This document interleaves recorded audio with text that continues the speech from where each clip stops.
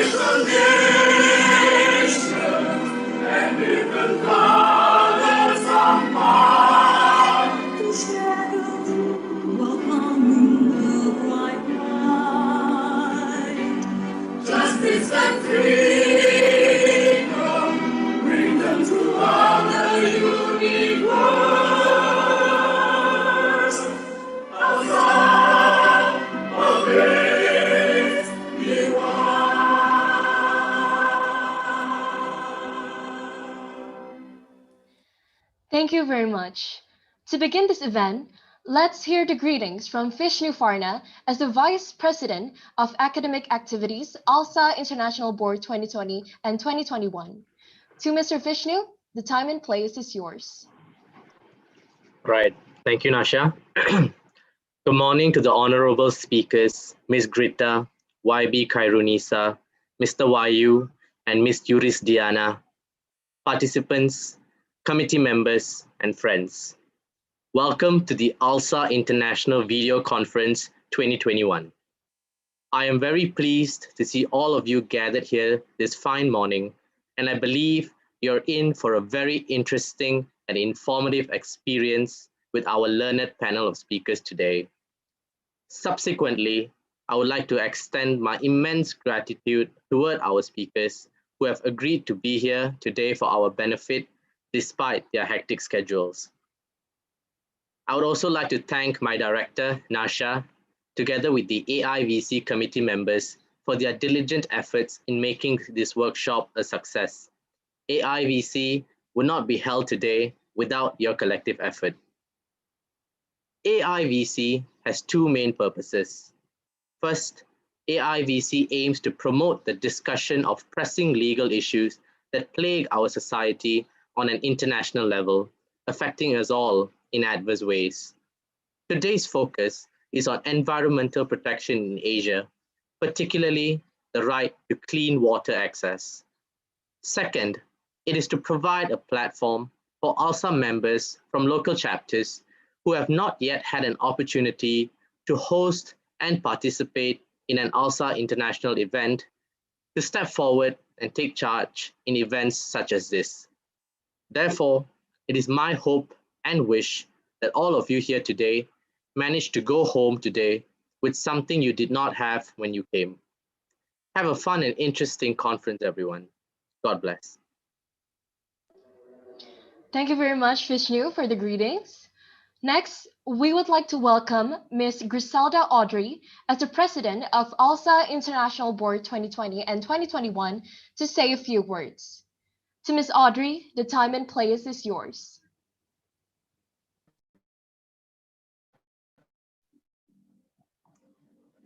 Thank you, Nasha, for the time.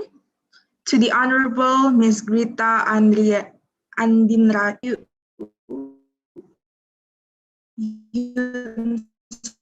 Santoso as our speaker, to the Honorable participants of ALSA International Video Conference. With all the environmental issue in Asia, the access to clean water more taken into consideration. During the industrial revolutions, the growth of industry, especially in Asia, evidently leads to the rise of the water that pollutes the clean water. The access to clean water is a human right, which everyone is entitled to. Taking interest and taking into consideration what had happened in Asia, I hope that ALSA International Video Conference hope to be an event which increase the awareness of the environmental protections in Asia. Moreover, to access to clean waters. I hope that after this event, all the participants get the sufficient knowledge and can increase the awareness in their respective countries about the access of the clean water. That's all from me. ALSA, always be one. Thank you. Thank you very much, Ms. Audrey. Before we begin our speaker session, we would like to remind all participants and delegates to change the name as stated in the participants' guidelines to participant or delegate _name _ national chapter or country in the Zoom meeting. For example, participant _Nasha _ Indonesia. And to always turn on their camera and mute the microphone, to actively participate in the discussion and ask questions as there will be the Best Participants Award, and to stay until the end of the speaker session, as well as filling the feedback forms in order to obtain the certificate.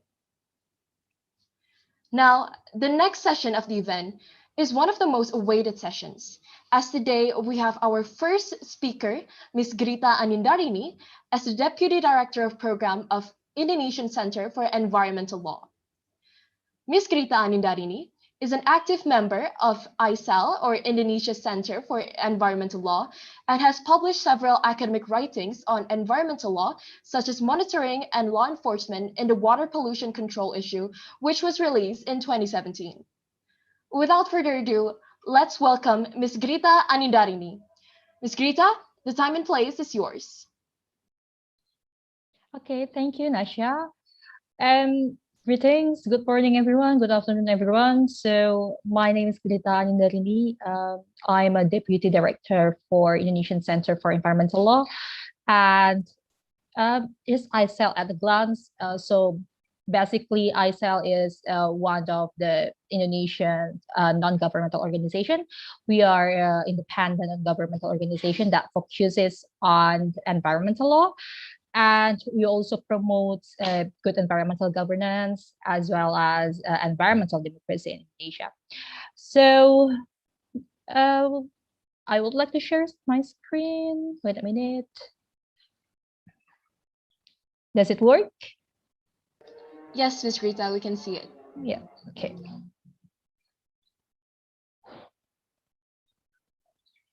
Sorry. Okay. So basically, firstly, I would like to say thank you for ALSA International Board for inviting me. This is very nice session because you know that the discussion over clean water access in Asia has become huge discussions these past years, following the issues that we are lacking of clean water access, sanitation, and each other. And we hope that in this session we can learn from each other about how we can ensure the clean water access in each countries. But for this session, maybe I would like to focus my presentation about the water access in Indonesia. But as you know that if we talk about water access, clean water access, actually there are many pillars on that. And because of the limited times, I only have like around 20 until 25 minutes. I only would like to emphasize in one sector, water pollution. And I would like to discuss what are the challenges in Indonesia in tackling water pollution in order to ensure clean water access. Firstly, I would like to emphasize that I do agree that clean water access is really related to the fulfillment of our human rights. And under our constitution, actually, right of good and health environment has granted by the states under our constitutions. And in one article in 28H, it is clearly mentioned that every person shall have the right to live in political and spiritual prosperity, to have a home and to enjoy a good and healthy environment, and shall have the right to obtain medical care. I don't know whether this provision also available in your country, but this provision is actually nice because it's really ensure and it's really guarantee our rights of good and health environment. And then the implemented regulations, such as Law 32/2009, this is our Environmental Protection and Management Act. It also clearly stated that everyone shall have the right to environmental education, access to information, access to participation, access to justice in order to fulfill the right to good and a healthy environment.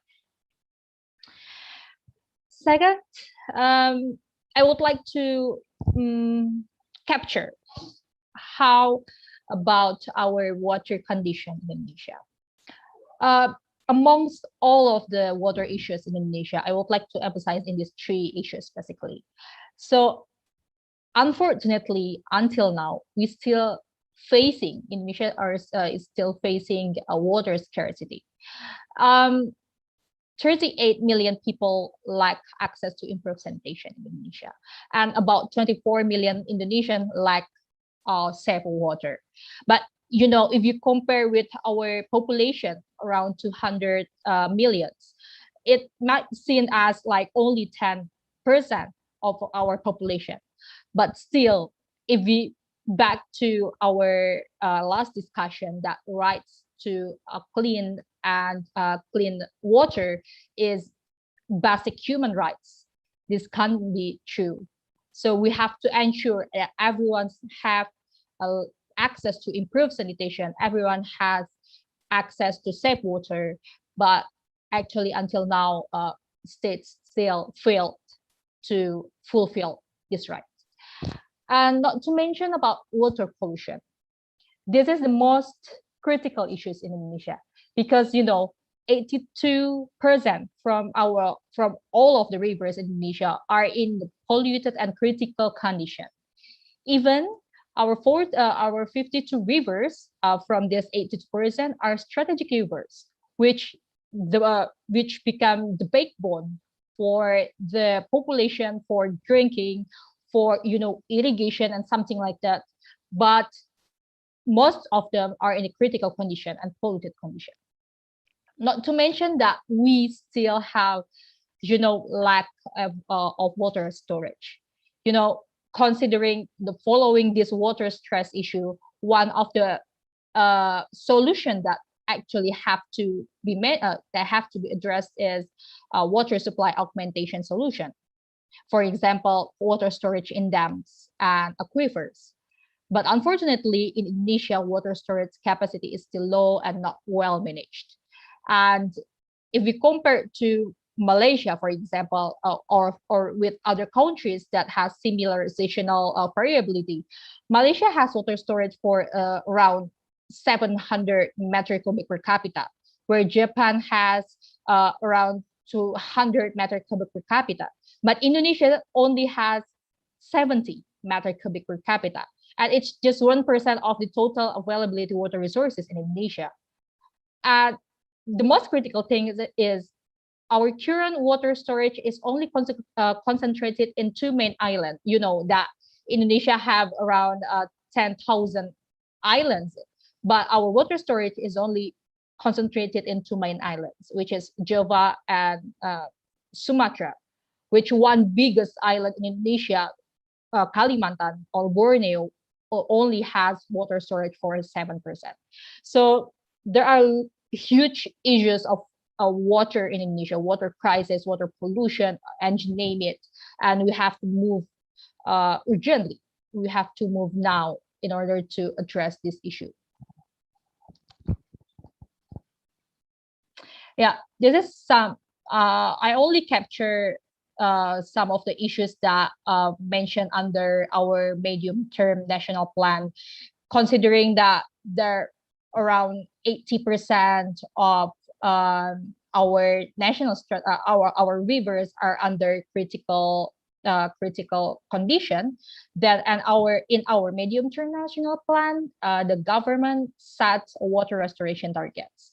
They set to restore 4 critical watersheds and 30 critical lakes. So this medium-term national plan is from 2020 until 2024, and the government also targeted to develop 10 million household pipe water connection project. And the government also would like to revise outdated regulation, because as you know that the latest regulation that we had on water pollution control is in 2001, which is over 20 years ago, and it's really outdated. And under the medium-term national plan, the government set to revise this outdated regulation.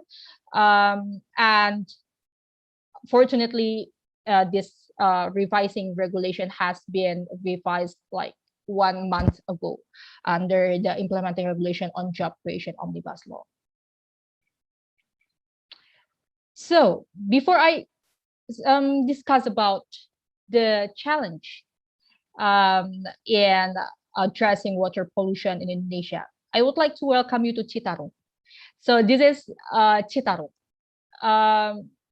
In 2013, I think, Blacksmith organization awarded, quote unquote, awarded Citarum as the most polluted river in the world, even in the world. But you know that Citarum is the longest river in West Java, one of the biggest province in Indonesia. And it actually holds a key role for the livelihood of around 27 million people in West Java and Jakarta. Jakarta is our capital city.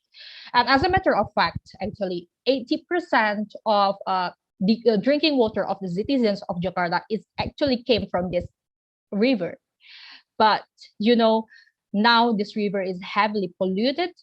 And if we see the pollutant sources, 60% of Citarum's pollutants are come from domestic waste, which is household and, as you know, house waste, and 30% came from the chemical industry waste, and 10% came from agriculture and livestock.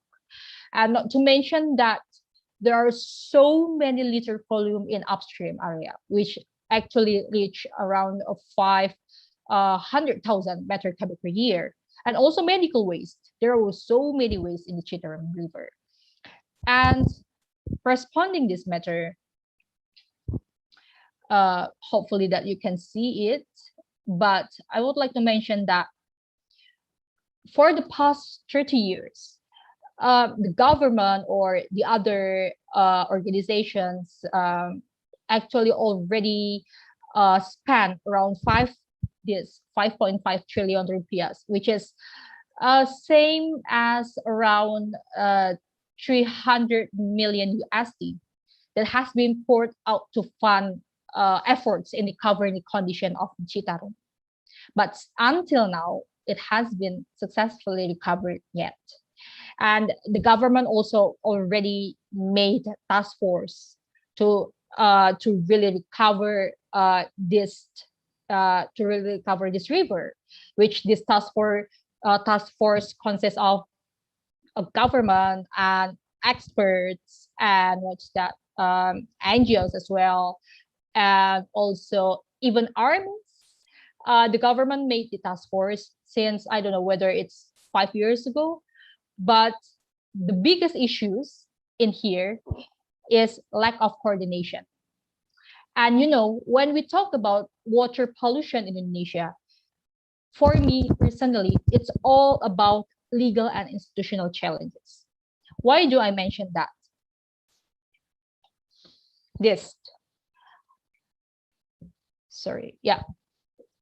So basically, there are many institutions in Indonesia that govern water management. For example, we have Ministry of Public Works and Housing, which basically responsible for water quantity management. For example, operating whatever infrastructure, water supply, and sanitation, something like that. There is also Ministry of Environment and Forestry, which has responsible to monitoring the water quality, monitoring groundwater quality, and monitoring wastewater discharge. And we also Ministry of Energy and Mineral Resources, for groundwater management. Even though in Ministry of Environment and Forestry, they have responsibility to monitor the groundwater management, the groundwater quality, but for the groundwater permit, it's under the responsibility of Ministry of Energy and Mineral Resources. Not to mention, we also have State Ministry of National Development, which they actually make water management planning under our medium-term national plan. We also have Ministry of Agriculture, which is actually responsible for sustainable agriculture, which also responsible for irrigation.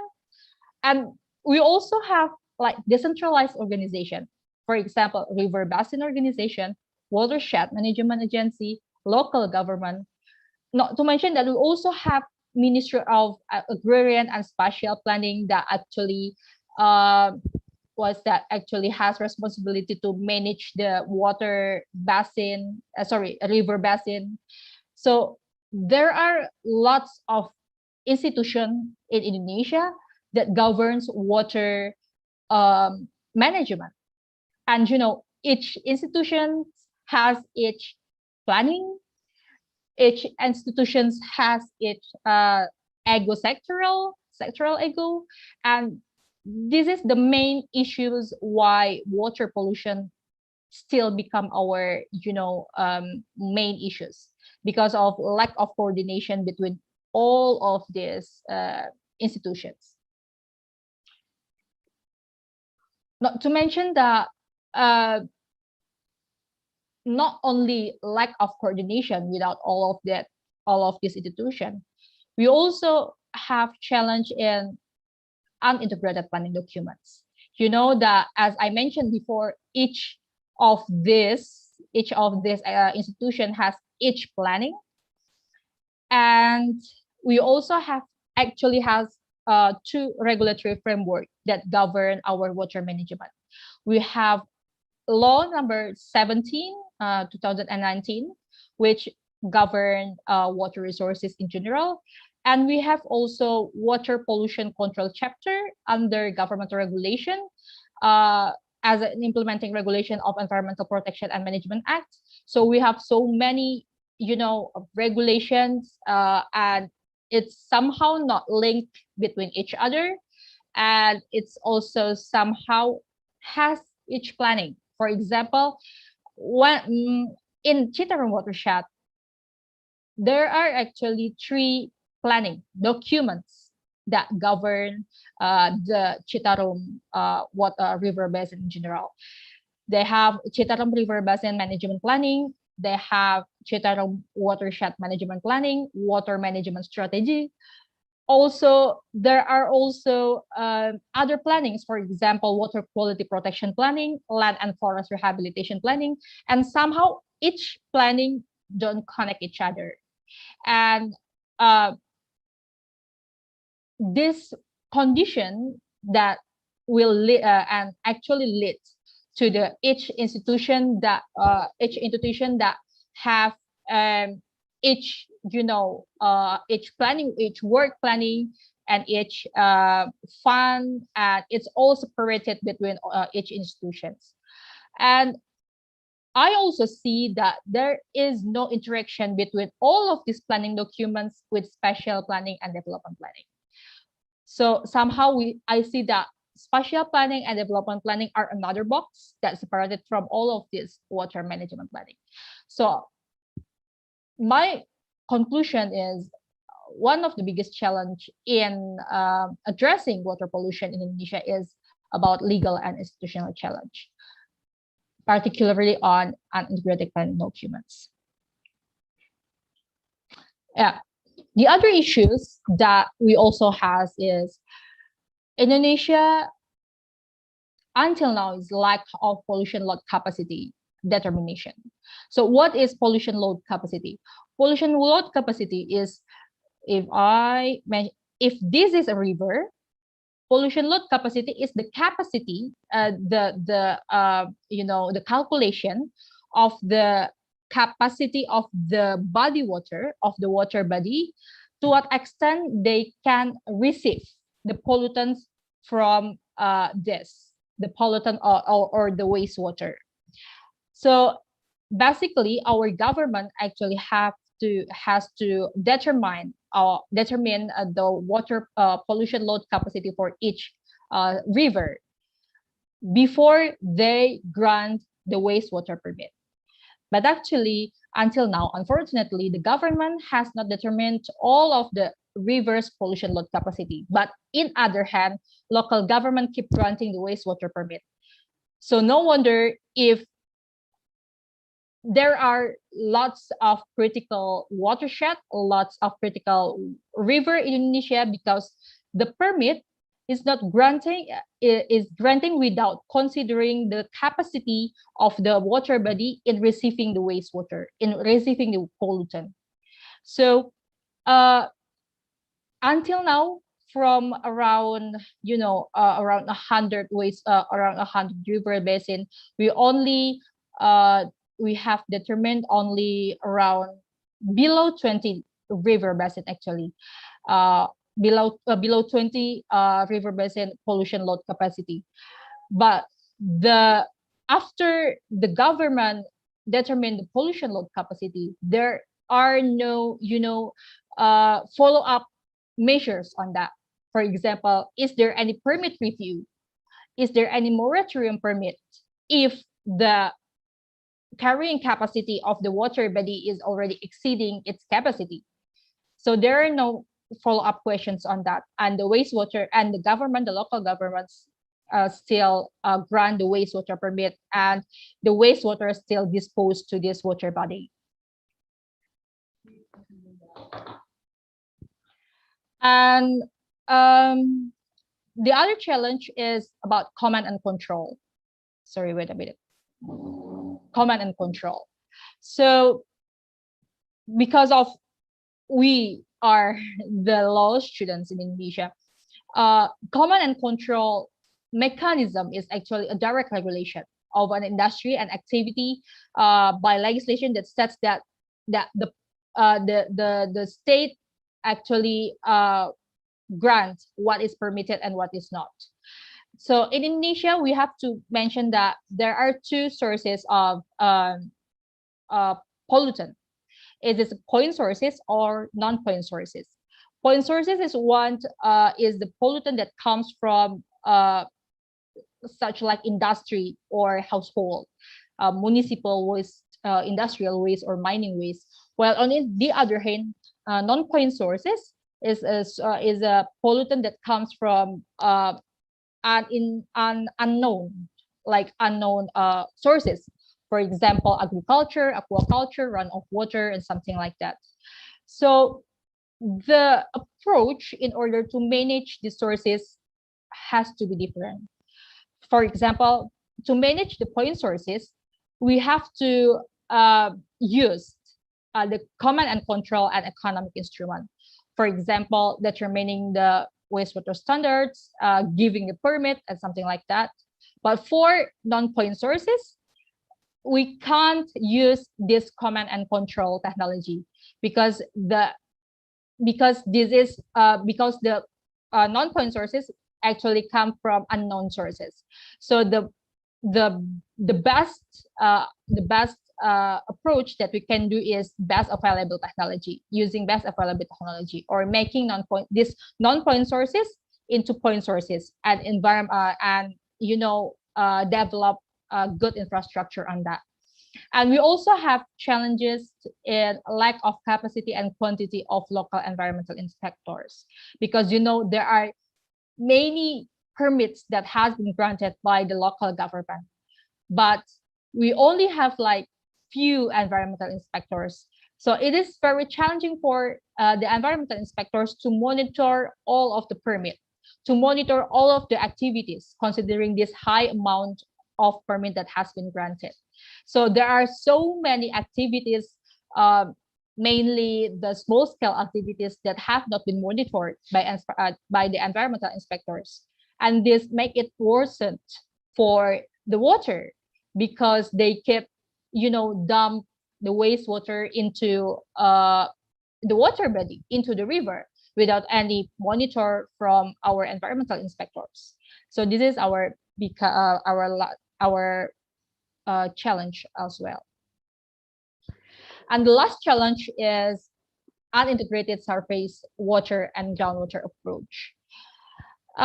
You know that when we talk about water, is not about surface water only, but also about groundwater. But in Indonesia, unfortunately, our groundwater pollution is really high. Most of groundwater pollution actually comes from unsanitary septic tank and septage. Not to mention that industry that waste their wastewater into groundwater. For example, coal industry, coal mining, that will heavily polluting groundwater. But somehow the approach to manage surface water and groundwater is somehow unintegrated in Indonesia. Why? Because we have different institutions that are responsible for managing the surface water and groundwater. And this is the biggest issue, I think. For example, the Ministry of Environment and Forestry actually responsible to manage the surface water quality. They also responsible to manage the groundwater quality. But the Ministry of Energy and Mineral Resources has authority to grant the license over groundwater utilization. And somehow they don't connect each other. They don't really coordinate each other. Not to mention that the institutions in local, for example, river basin organization and something like that, that responsible for managing the groundwater in the river basin level in the local area. So this is a long way to go effort in order to integrating all of these institutions, all of this regulatory framework, all of this planning. This is a long way to go effort. Lastly, I would like to emphasize that learning from Netherlands and learning from South Africa, when we talk about water, it is about national priority issue, because clean water access is really related to our human rights. is really related to our rights on good and healthy environment. But somehow in Indonesia, I still don't see that we already put water as its national priority. So the fund to manage the water management still not really high if we compare to another development, to another projects. So the priority from the local governments, the capacity from the local governments that has to be enhanced, is still many works, many homeworks to go. And how we can manage it, how can we address it? Put water as our national priority, and then allocate fund, allocate concern, allocate focus, allocate human resources in order to secure this, because it's about our human rights. I think that's all from me. Maybe we can continue in discussion. Thank you. Thank you very much, Ms. Rita Anandarni, for the very insightful presentation. So you talk about the water condition in Indonesia and how there are basically problems such as water scarcity, water pollution, the water source, which is very low and not well managed, that actually hinders and becomes a challenge for clean water access in Indonesia itself. And for the government, there's some homeworks which they need to do, such as water restoration, pipe water, and also update the regulation, which was actually last made in 2001, which is over 20 years ago, and it's very outdated, and that needs to be updated as well. And then you also talk about the river Citarum, which is the most polluted river in the world, and it has a lot of waste. It comes from domestic waste, chemical industrial waste, and also a lot of other waste that makes the water very polluted. And also you talk about how water pollution is a legal and also institutional challenge. There are things such as unintegrated planning on the document itself, and also pollution load capacity, and how groundwater, which is actually just as important as the water above ground, but the pollution is very high, and there's not a lot of things done by the government that could tackle with that enough. And so this is also a very good insights, which the delegates for the discussion session should also note for this. Thank you very much, Ms. Grita. Now, we will be moving on to our next speaker, Ms. Khairinisa Ashari, as the co-founder and Community Engagement Director for Green Brunei.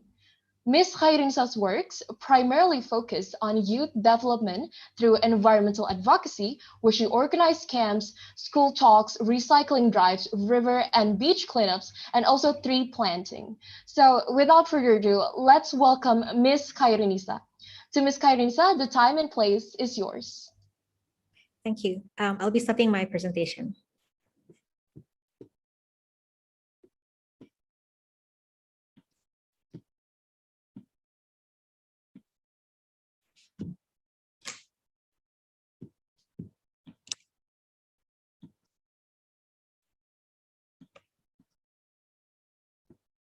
Are you able to see my presentation?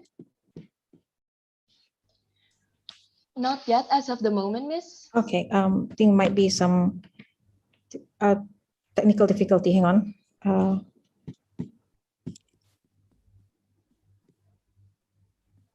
Would you like us to help with that?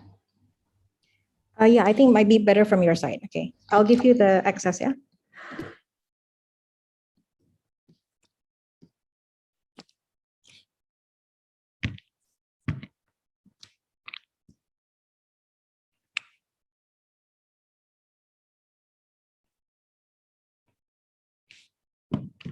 Apologies for the technical difficulty once again. Just trying to figure it out. Yes, it is okay, Ms. Khairinisa.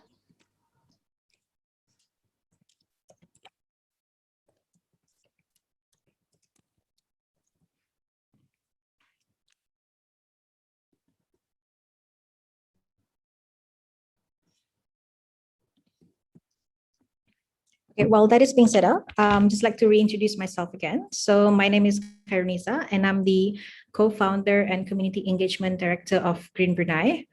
But I am also a legislative council member, where at the moment, I strongly advocate towards environmental sustainability. Are we able to receive my file? Yes, Ms. Cardenas, it's being open right now. Okay, thanks.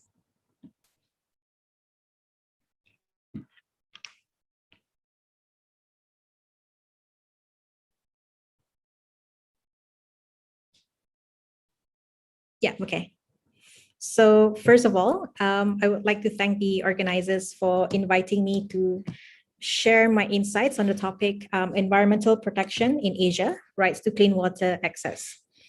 I will not be going into detail on the regional perspectives, but instead go straight to the Brunei situation. Next slide, please. So Brunei Darussalam is blessed with adequate water resources for daily consumption. With a government subsidy of up to 88%, treated water in Brunei Darussalam is cheap and readily available. Next slide. 100% of the population has access to clean and safe drinking water, while 93% of the population has access to sanitation, and that wastewater treatment service is provided at no cost to the public. The remaining 7% of population without access to sanitation are old water village settlements, as well as a small proportion of the population living in very remote areas. Next slide, please. Water resources in Brunei Darussalam is protected under the following, which are Environmental Protection and Management Order 2016, Hazardous Waste Control of Export and Transit Order 2013, Water Supply Act amended in 2014, and the Pollution Control Guidelines 2003. Next slide. However, despite its progress in recent years, Brunei Darussalam has one of the highest daily water consumption rates per capita in the region. Next slide. To address this issue, the country's key approach for an effective water supply system and sustainable water resources includes, number one, integrated planning and development, which aims to create a data sharing platform. And the second is the adoption of alternative funding mechanisms to reduce dependency on government funds and increase financial robustness for effective implementation of water projects. And third, a water balance that includes addressing non-revenue water, reviewing water tariffs, and strengthening water conservation awareness and enforcement. Next slide. However, there are still challenges faced in the nation. So the nation reported frequent cases of yellow running water, prolonged rainy weather at the river raw water catchment area has caused changes in the state of raw water. It causes an increase in mineral and organic matter content, which in turn contributes to high levels of discoloration. The second is reports of low water pressure or water shortages. Treatment and upgrading work has led to a number of water shortage problems. Therefore, some areas are currently experiencing a disruption in the water supply and low water pressure, especially for high-rise areas, as well as poor water quality.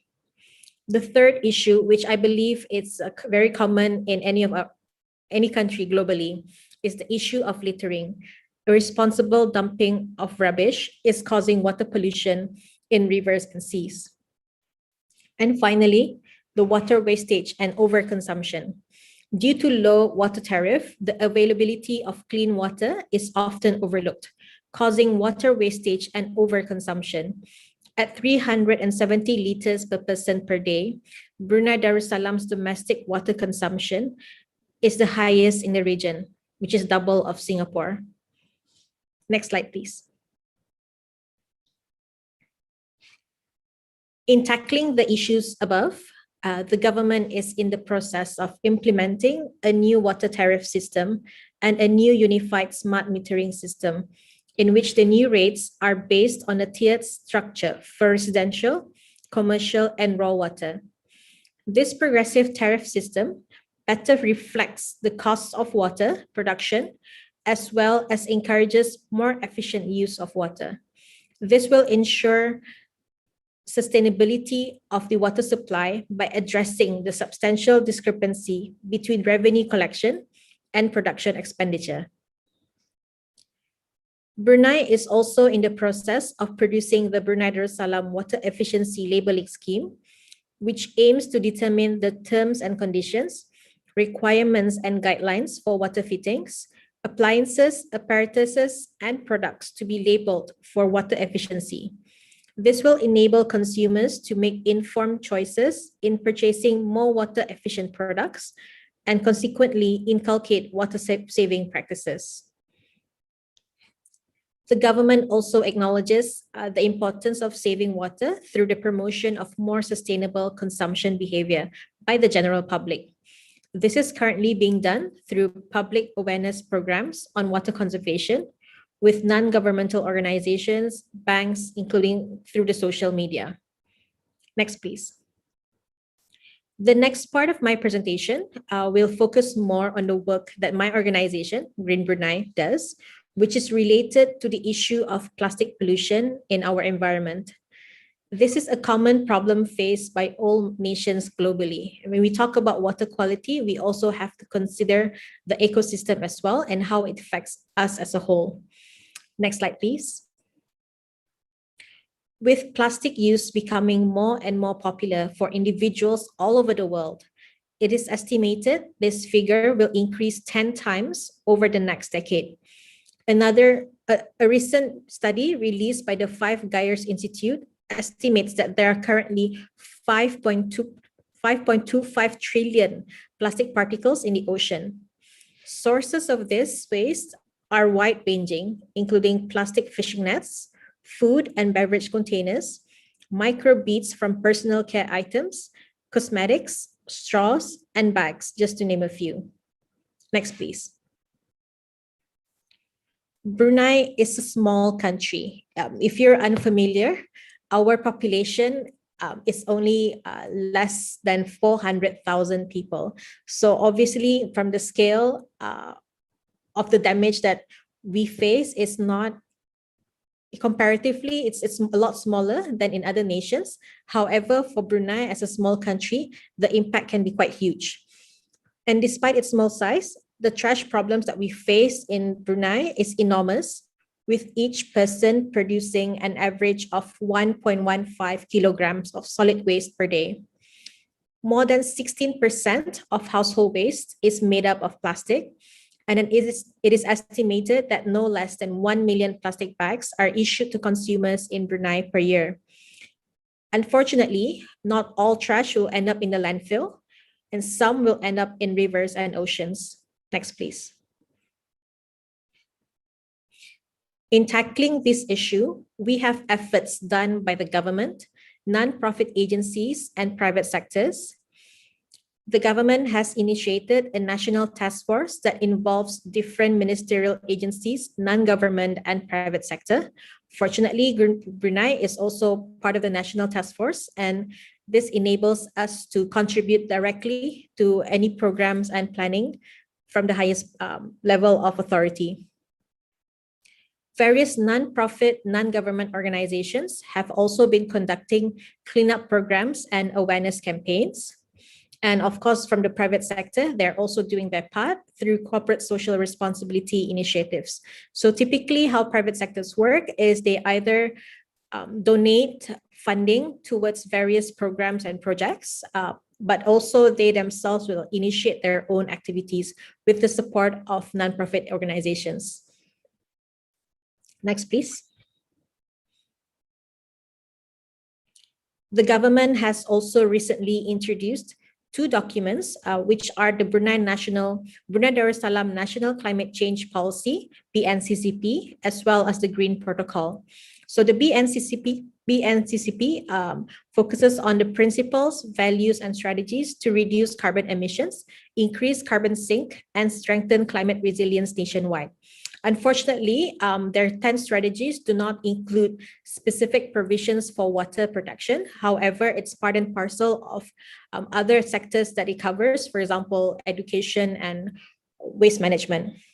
Secondly, the Green Protocol is a guideline to reduce greenhouse gas emissions from government buildings in Brunei Darussalam. Again, part and parcel of the Green Protocol, it does not tackle water resources per se. However, a lot of the practices can be applied to include water efficiency as well. Next slide, please. So locally and globally, youth have been spearheading numerous initiatives to promote stronger environmental awareness and to encourage the use of alternative products to reduce plastic pollution.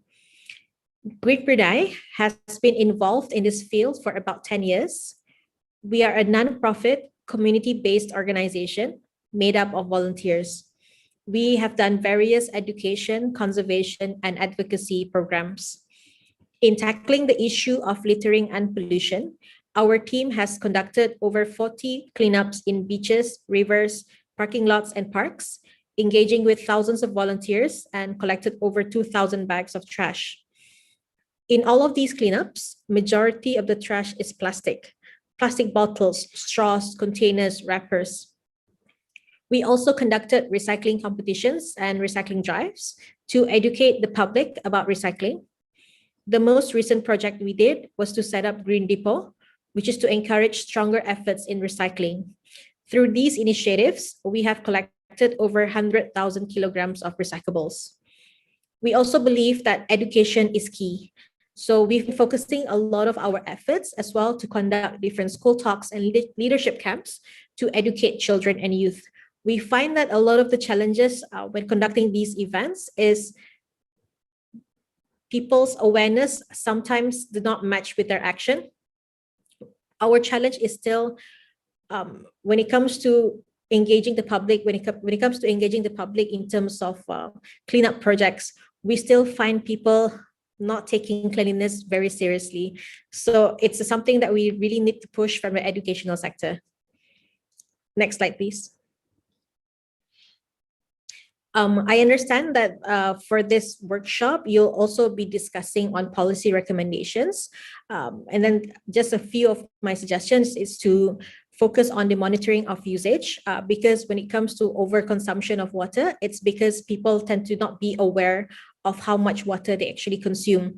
So by monitoring of usage, encouraging domestic, schools, and private sector to monitor their water usage and immediately tackle any drips and leaks. And secondly is to look at plastic control, which is to strengthen initiatives to reduce single-use plastic. Thank you.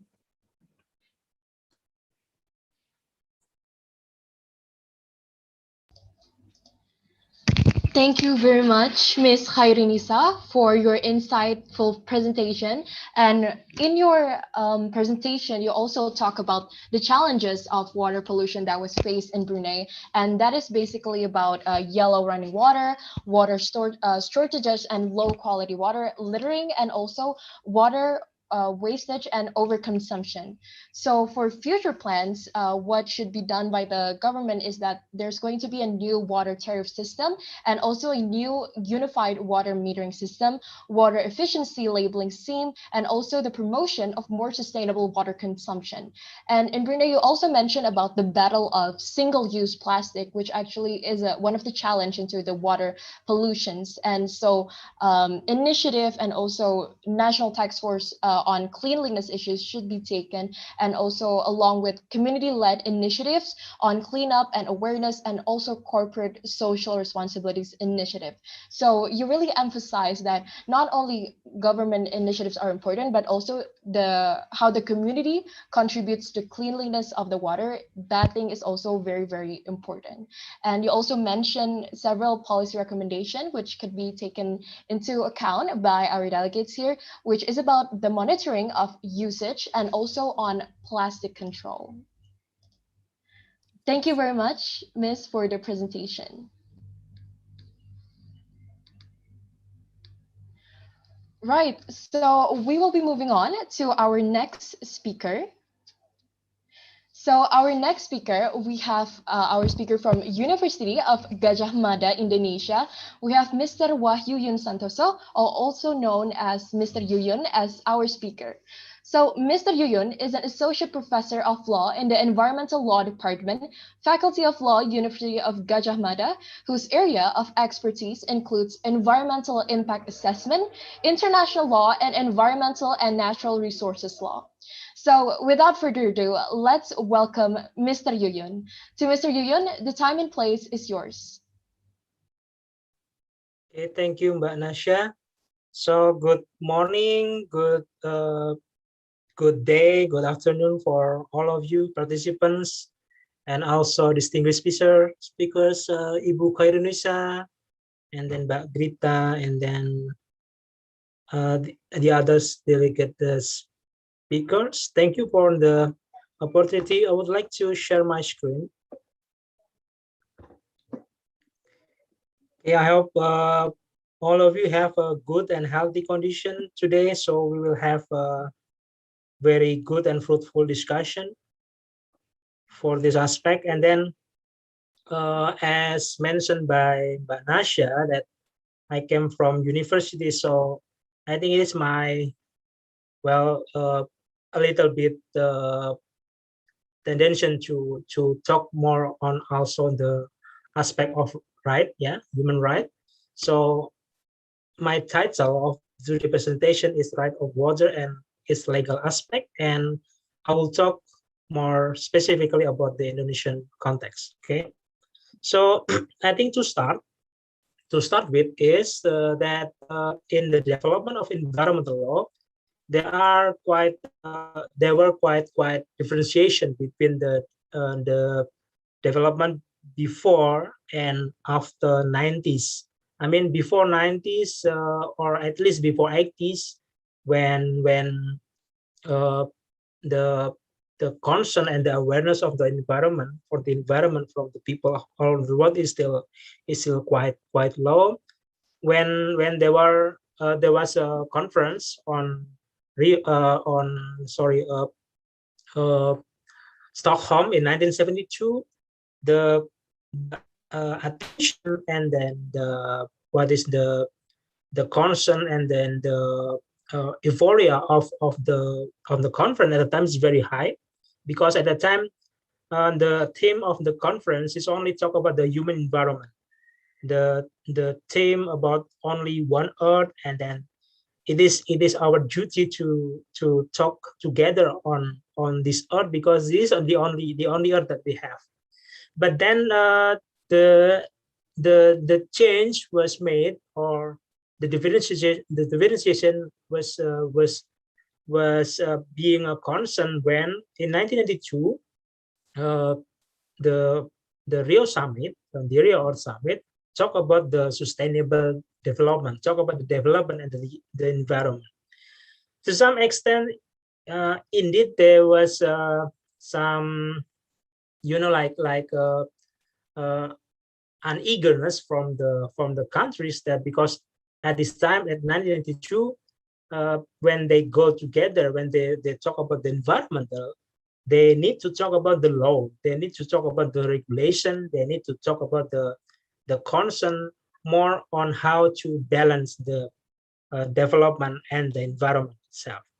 And this is to some extent, then perhaps one of you and I hope all of you once heard about the Anthropocene concept, that today we are already in the Anthropocene, and then in this Anthropocene, of course, human beings are the center concern of development.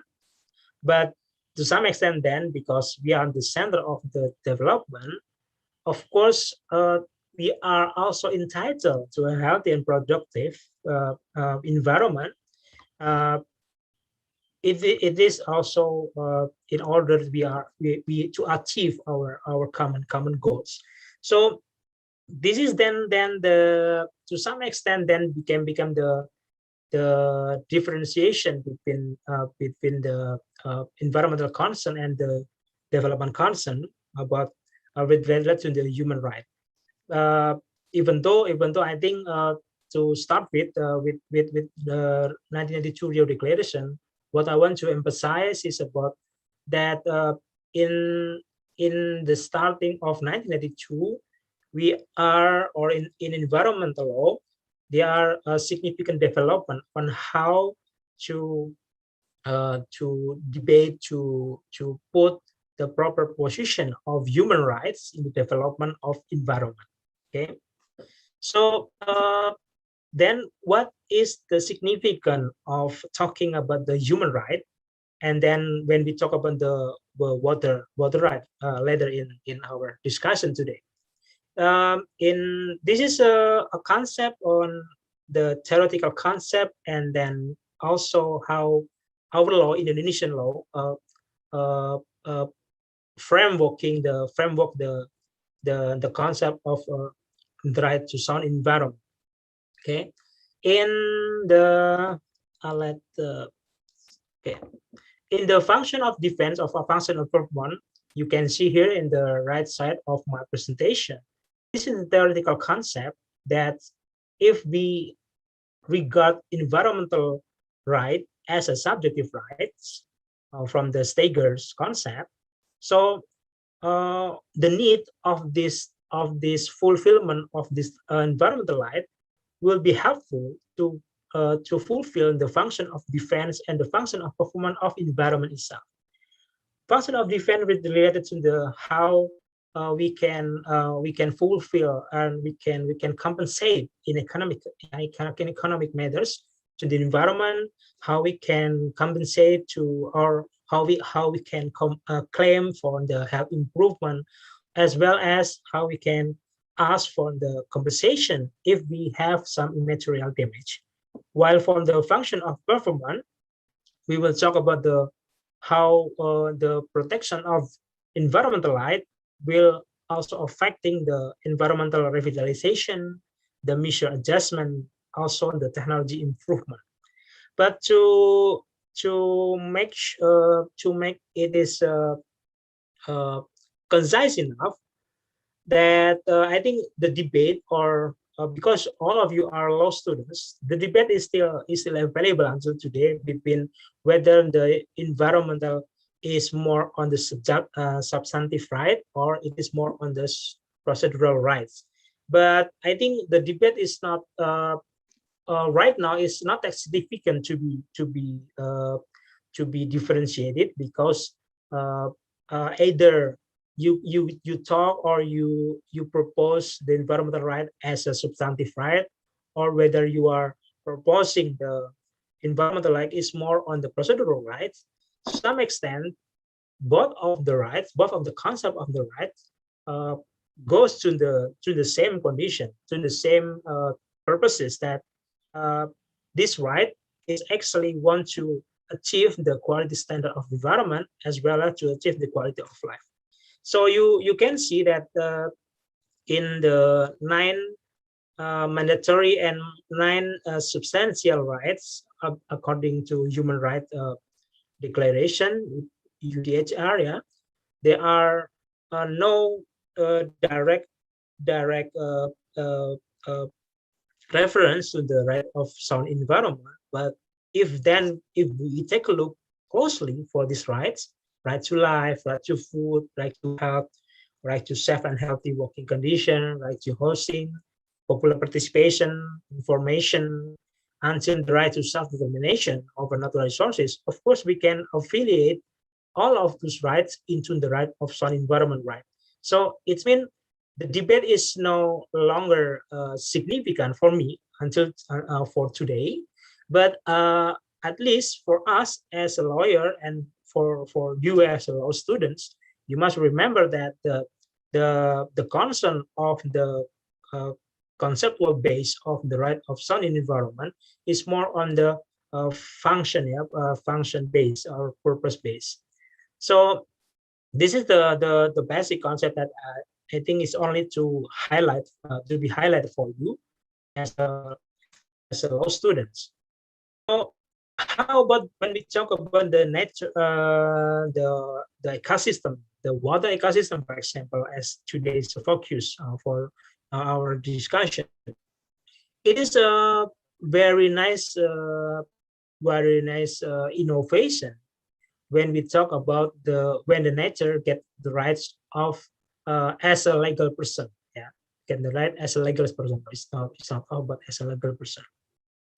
It is once happened in 2015 when in March when Wanganui River in New Zealand, this is the left side. It's I think it flows across like 100 kilometers in New Zealand, and then so many local peoples, local communities lives surrounding the river basin on this Wanganui rivers. And then at the time, these local communities, a lot of them, asking to the court for the decision by the court to make or to give to assert Wanganui River a position, a right as a legal person. And then in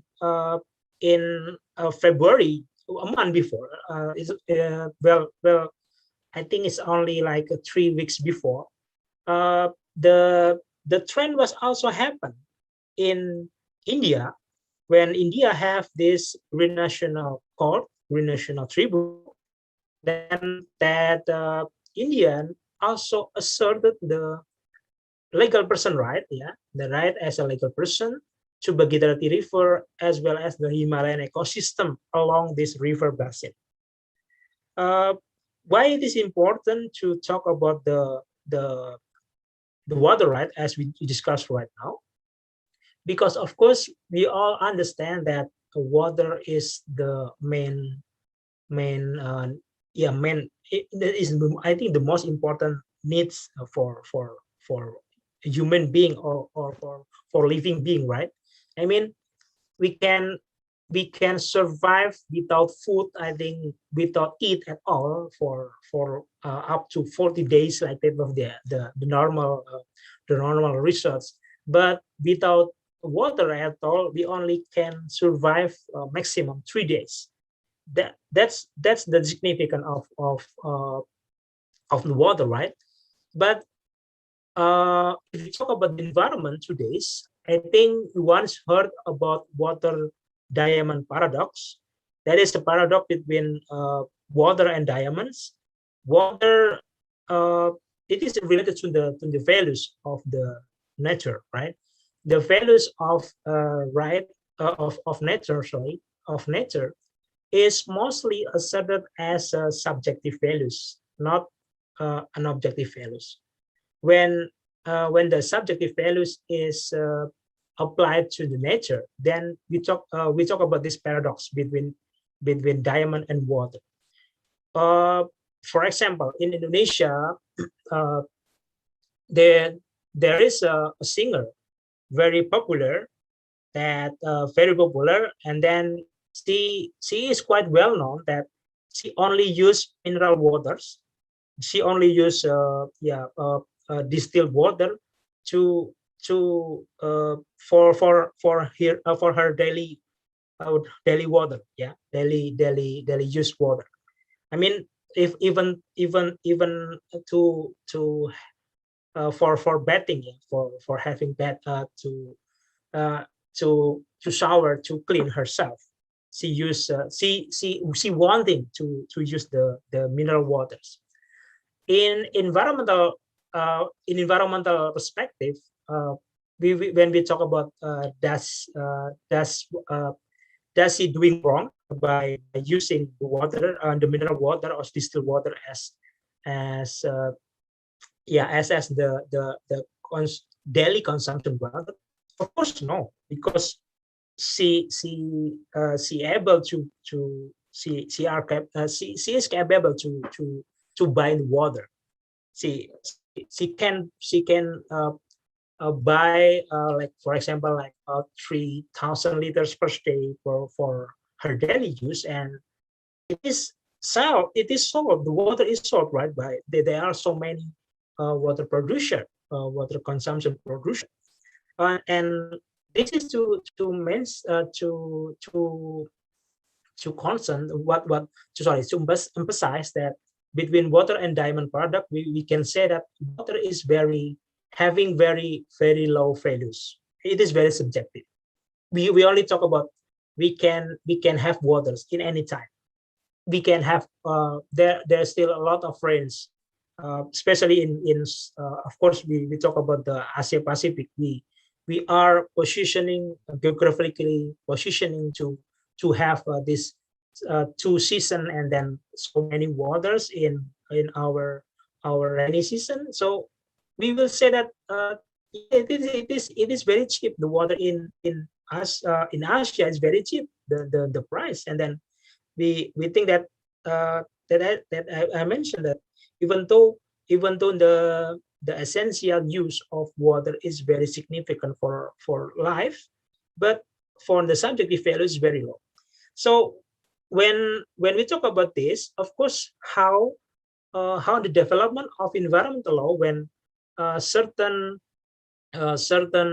nature landscape is asserting the right as a legal person is quite interesting for you to find out more and for you to research more as a law student. Okay, so this is the concept, because if as a legal person, it's mean everyone can, or the water seed, the rivers, the ecosystem can have their legal position, right? Legal right, can have that right. Okay, so for to continue in the discussion, so for water right, we have these 5 conditions to be available, to be have when we talk about what is the good water rights condition: sufficient water, safe water, acceptable water, accessible physically, as well as affordable. And this is the, I think this five component is the most significant things, and it is agreed by the United Nations Commission for the Economic and Social Cultural Rights. So it is I think it is the basic function of the water as a right. And then I think this is only advertorial about the Sustainable Development Goals, that of course clean water and sanitation also has become one of the pillars of the Sustainable Development Goals, and it is very interesting and significant enough that clean water and sanitation became one of the most significant pillars for the achieving the Sustainable Development Goals. Okay, so what is interesting in Indonesian case, Indonesian context of the water, on water rights. Okay, so I will talk about there was a law number 7 2004 on water resources. That law, well, actually is quite ideal law at the time for the substantive, because it's talk about the how the government want to regulate the water, and how the government will have the obligation to protect the water. However, there are 2 rights concerning water under this law: the right to use water and the right to utilize water. And the problem is there's no significant differentiation between those rights, those 2 rights. So the problem then happened when so many water privatization, outsourcing, design, build, and operate activities. I mean, because a regional government has now competencies to exploit the water resources in the area, and then they ask the private institution, private enterprises to go to design and to build and to operate the water resource management in this area. And then the problem is then also public-private partnership. The problem then, when there is a lack of control and monitoring. So it's mean the mindset of the law and the delegating provision from this law is very profit oriented and deconstructing of common goods into commercial goods. When we talk about the economic aspect, of course, it is very interesting when we talk about the common goods and commercial goods, but we won't talk it today. But you can explore it by yourself as a student. So this is causing the problem on how water became this commercialization object in Indonesia. And then before we have this constitutional court, and before this case, actually there were two decisions from the constitutional court to ask about how to interpret the law itself, this law number 7, 2004. But the problem is the government didn't interpret well of the law itself. So under the decision number 85, 2013, this law and its relevant delegating provision is constantly annulled for all the law, for whole law. And this is a very interesting case in Indonesia about the differentiation of this right, water rights, and then how the misuse, abuse and abuse of this right in the implementation. Okay, so how about the condition of Indonesian water? So we have this coverage of a kilometer square of water basin, and also the million meter cubic of the availability, and it is still quite good. The condition is quite good, even though if we talk about the critically position, of course in Jawa we have this critically low condition of the water availability, especially about clean water. And of course, the future weather projection in Indonesia is decreasing each year. So it will be our concern in Indonesia how we need to deal with the availability and the problem of clean water in the next future. And I think to some extent, then the government has created several laws to adopt this condition. And even though, of course, the water quality index it is still in the middle range, and it is average enough, and there's no significant destruction of water area. Even though if we talk about the polluted water, the polluted rivers in Indonesia, it's quite high, because we have at least in 2019 we have this 38 rivers in Indonesia is considered as high pollution, or high polluted. These 38 rivers. Mr. Wahyuyun, Yeah. You have 3 minutes left. Yes. I only have one left, one slide left. You. So this is relevant laws to be concerned when we talk about the law in Indonesia, because the last law, the law number 11, 2020 about job duration, has also created several things to be focused on, to be concerned on when we talk about the waters. So the current challenge, this is my last slide. So on the current challenges in Indonesia, I think, as well as in the other part of Asia, I believe, that clean water issues, of course, became the problem. And then to some extent, population growth is not fair enough. The rate between the awareness of the people to use water or to reuse, because 80% of our water is not reused.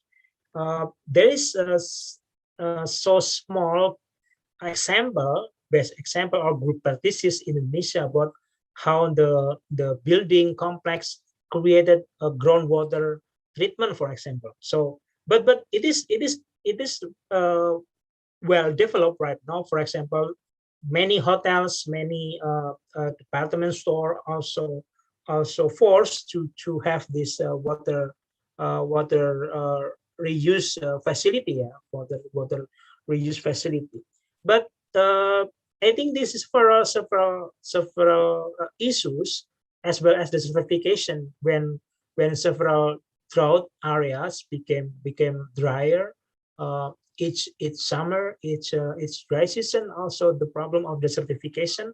I think these several issues can be significant issues for you as a students to be concerned about when you talk about the water, the water rights, not only in Indonesia but also in Asia Pacific. So I think that's my presentation for today. So to conclude that to conclude my presentation is that we must understand that water perhaps we can see it anywhere. We are neglecting those as our main part, but just remember that without water we are nothing. We are nothing as a human being. Okay, so thank you for your attention, and with the discussion. Thank you. Thank you very much, Mr. Yuyun, for your presentation. So, Mr. Yuyun talked about the how water is also a human rights for everybody, and he also mentioned the 1992 Rio Declaration. Human beings are the center of concerns for sustainable development. They are entitled to a healthy and productive life in harmony with nature. And by that, environment, and by extension, clean water is also a human right. And he also mentioned that it is interesting when unnatural resources is also regarded as a legal person, such as one that have been done in Wangkane River in New Zealand, and also in India, the legal person right is also asserted to the Bhagirathi River and the Himalayan ecosystem. And so Mr. Yuyun also mentioned that human rights to water that everyone should have and everyone is entitled to is sufficiency. It is supposed to be safe, acceptable, physically accessible, and also affordable. And Mr. Yuyun also previously have mentioned that clean water and sanitation also become one of the goals of the Sustainable Development Goals. But there are challenges, such as in Indonesia when water is being commercialized. And we also have to remember that even though water may be seen everywhere, we must remember not to neglect it and to also take into account how important water is, because water is also the source of life. Thank you very much, Mr. Yuyun, for your presentation. Next, we have a very special speaker from Zero Waste Indonesia, Ms. Diana, or commonly known as Ms. Diana. So Ms. Diana, as our next speaker, is an activist and campaign activation of Zero Waste Indonesia. Not only a practitioner of low waste lifestyle, but Ms. Diana is also involved in various campaigns by Zero Waste in Indonesia. And she is currently contributing in helping to overcome problems of various kinds of waste. So without further ado, let's welcome Ms. Diana. To Ms. Diana, the time and place is yours. Okay, hello and salam. Warm regards from me to everyone here, AIVC team, all panelists, and of course, audience of today's conference. Firstly, I really want to thank especially for AIVC team for the chance given on me to share and deliver materials about zero waste, lifestyle, and Zero Waste Indonesia's concern and environment. After that, before I start my station, I need to ask your apology beforehand, because if my way on delivering the materials couldn't be clear enough, or maybe because of my not so proficient English, since this is not my first language. And then after that, surely you could go straightly ask or clarify anything in the Q&A session provided. Okay, so for a brief introduction, my name is Diana from Zero Waste Indonesia, as already explained by Ms. Nasha. And after this, I will talk about environment issues, mainly about our waste and how it pollutes our water sources. And as we discussed before, about how this actually jeopardizing all of us. And I will also talk about how we as individuals could take part on giving either pollution or solution on this issue. Okay, now I will present my screen. for you? Okay.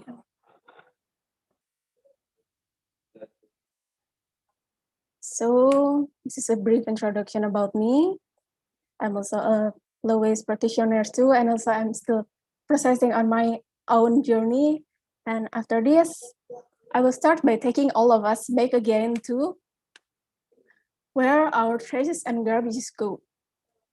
Okay, this is, we can see here the most Miss common Diana, place. Yes, I'm sorry. sorry to bother you, but I think your share screen is not visible yet. Oh, okay, sorry. I will, Yes, would you like me to help you with the share screen? wait. I will try it, wait.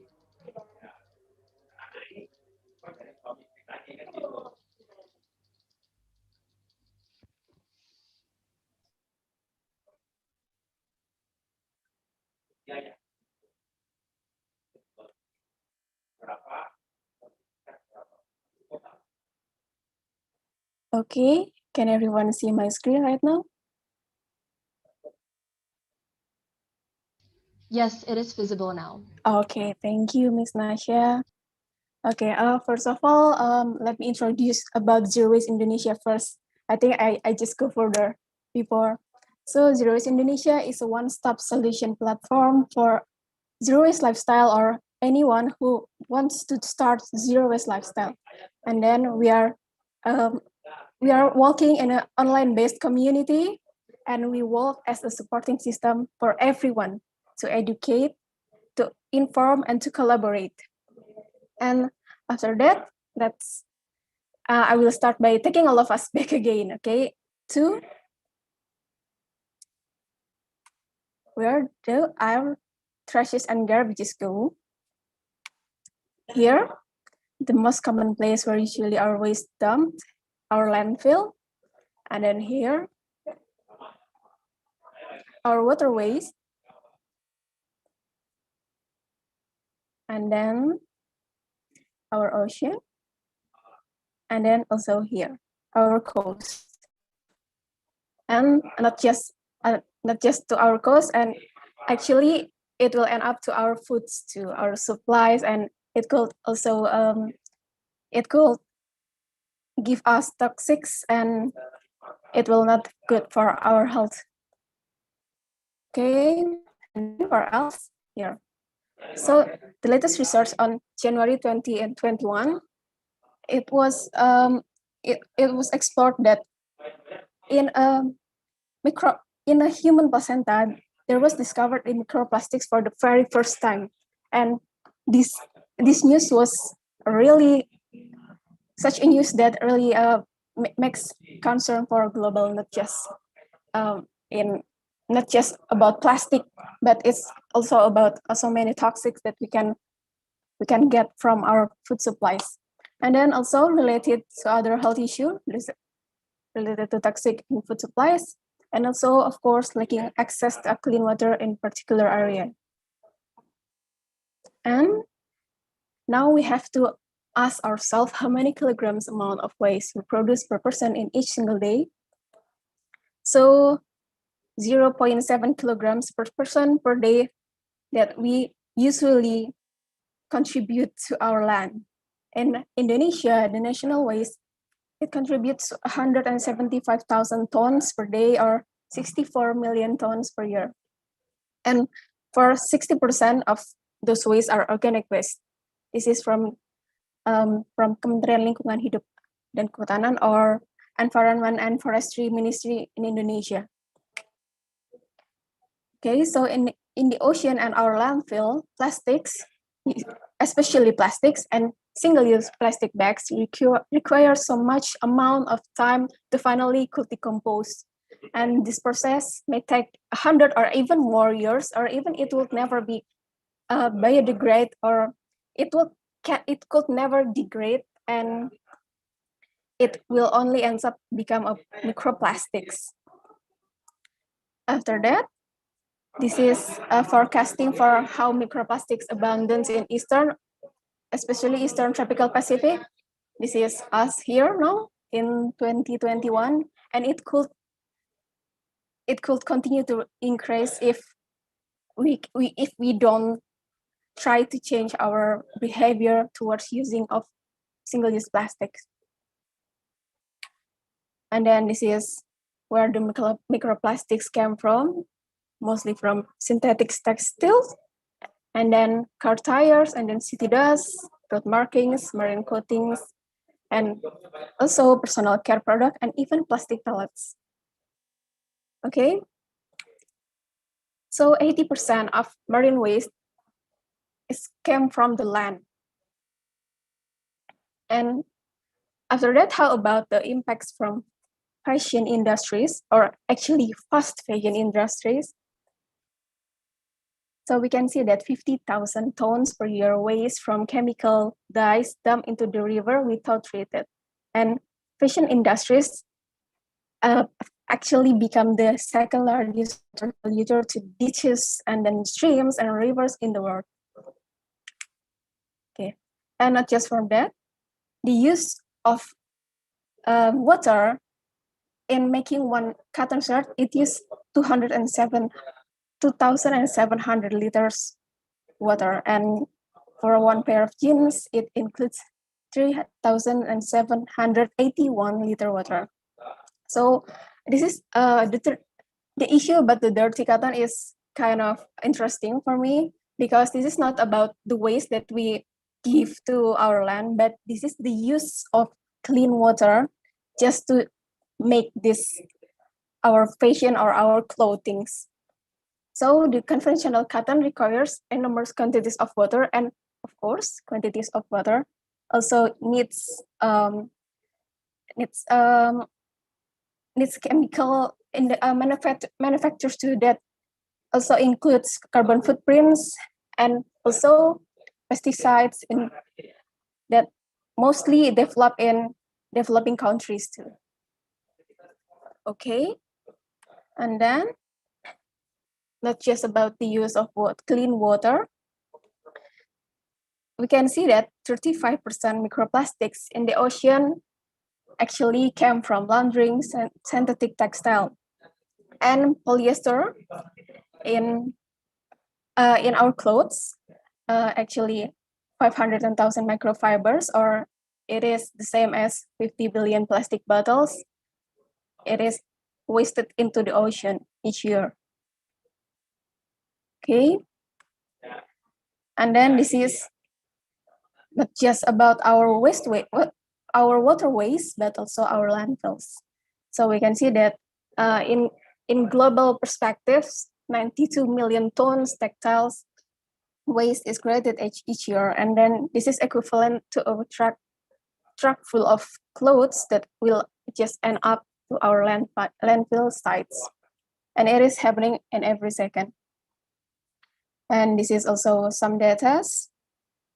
This is an average American, and around 13 million tons in last 2017 are either dumped, landfill, or burned. This is about the fashion industry's impact. Okay, I'll just proceed. Okay, now what can we do about this? Do we really want to choose to be part of the pollution itself, or to give little by little solution on this issue? If we choose to be the pollution, then we can see that number of plastics in our ocean will overcome number of fish. It will continue to increase, and just like the forecast that I shown to you before. And then our landfills will be overloaded, and even it is already happening right now in some landfills in Indonesia. And after that, more limited access to clean water, of course. Okay, and this is the thing that we really need to understand, that there is no planet B. We need to think that we have to live in this planet, and how we can live healthily by making an environment healthy too. So if you choose to be the solution, we can start by slowing down the effect. How? By doing a zero waste lifestyle, actually. and everyone can do this. So zero waste is one step to a sustainable lifestyle. Actually. And this is, I will show the other. Okay. I will start from what is zero waste first. So the zero waste concept itself is about a process to reduce waste by each of us as a community, as an economic agents, as individuals or communities or organizations and even industries. So we really need to keep on putting efforts to shift gradually into a zero waste result. As you can see here, it's not about we have to make it 0% at one time, but it's a process. So maybe we can start from reducing our waste from 2% or 5%, or the thing is zero waste lifestyle is a process from our inner self. Okay. So zero waste is a philosophy that aims to promote circular cycle on the use of every resources. So every products that we use or that we consume could be utilized sustainably, reuse and reuse again without harming the ecosystem. Okay, now how can we do this? Is it something that difficult to do, or is it something that complex, or what? Actually, it is something that we can start little by little by being a responsible consumer and maximizing the efficiency of our resources. Okay, this is some easy ways to start a zero waste lifestyle from Zero Waste Indonesia. The very first thing is finding your why. We have to find what calls us to do this. From here, we really need to educate ourselves first by joining webinars, maybe, or online class like what we are doing right now, and watching documentary movies. This is some documentary movies that we can refer to all of you. And actually, there are many others documentary movies others. Okay. After that, doing trash audit. Yes, we need to rechecking again our trash and then listing what's in it, and then make a segregation on our waste, like is it organic or inorganic, or is it plastics, or maybe metallic, or is it from battery, and then we start to decide what we can change or what alternative we can find to this waste.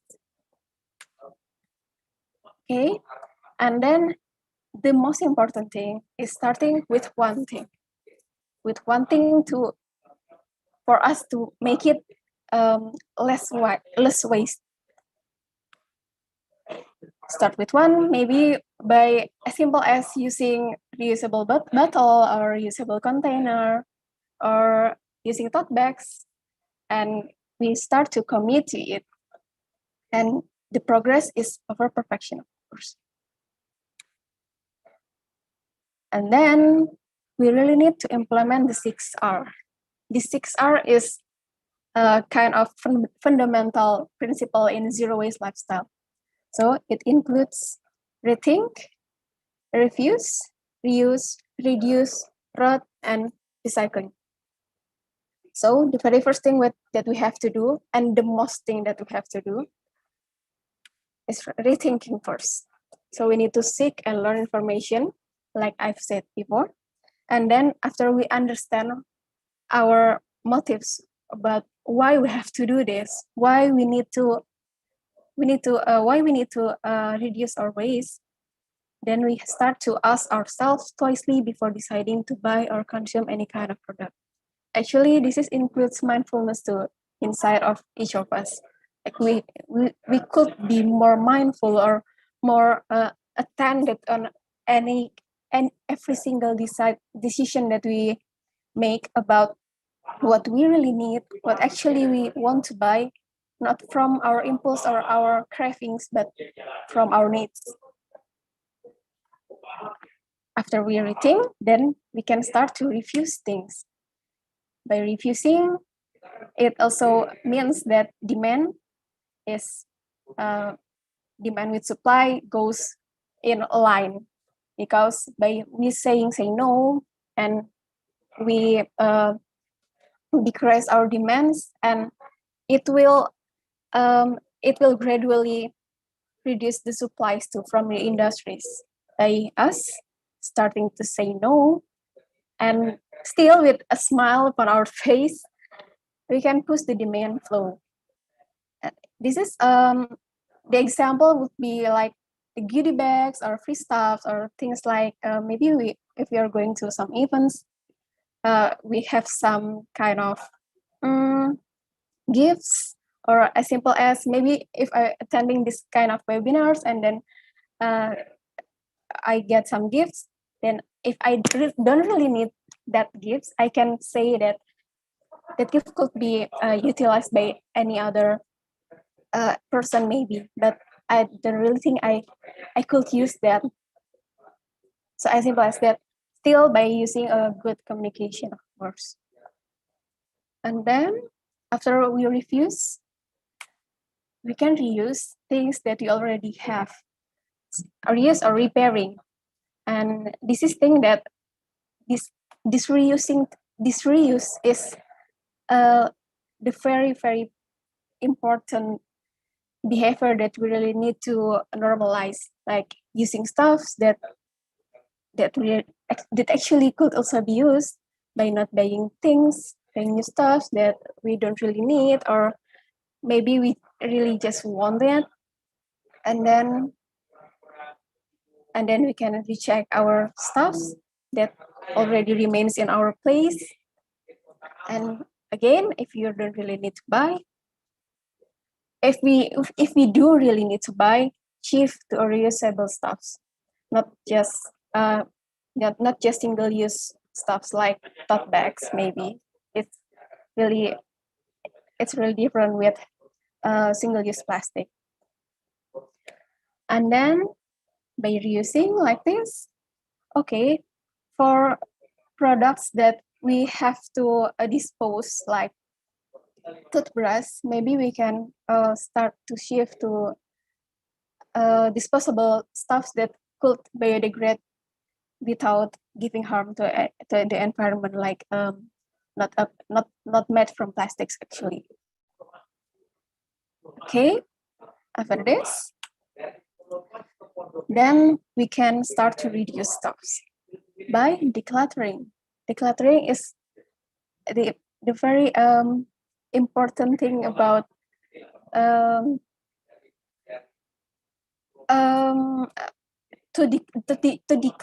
reduce things that we don't really need in our place, and also to reduce things that we don't really need in our thoughts. And it's like it could give us a healthy effect to our psychology, to our psyche too. And by choosing products with no single-use plastic packaging, of course. Okay, and then after we reduce stuffs, for things that we really cannot refuse, or we cannot reuse, or we cannot reduce, then we have to rot this. Rot means we give it back to our earth. We bring it back to where it's supposed to came. By doing what? By doing composting, making biopores, or making DIYs.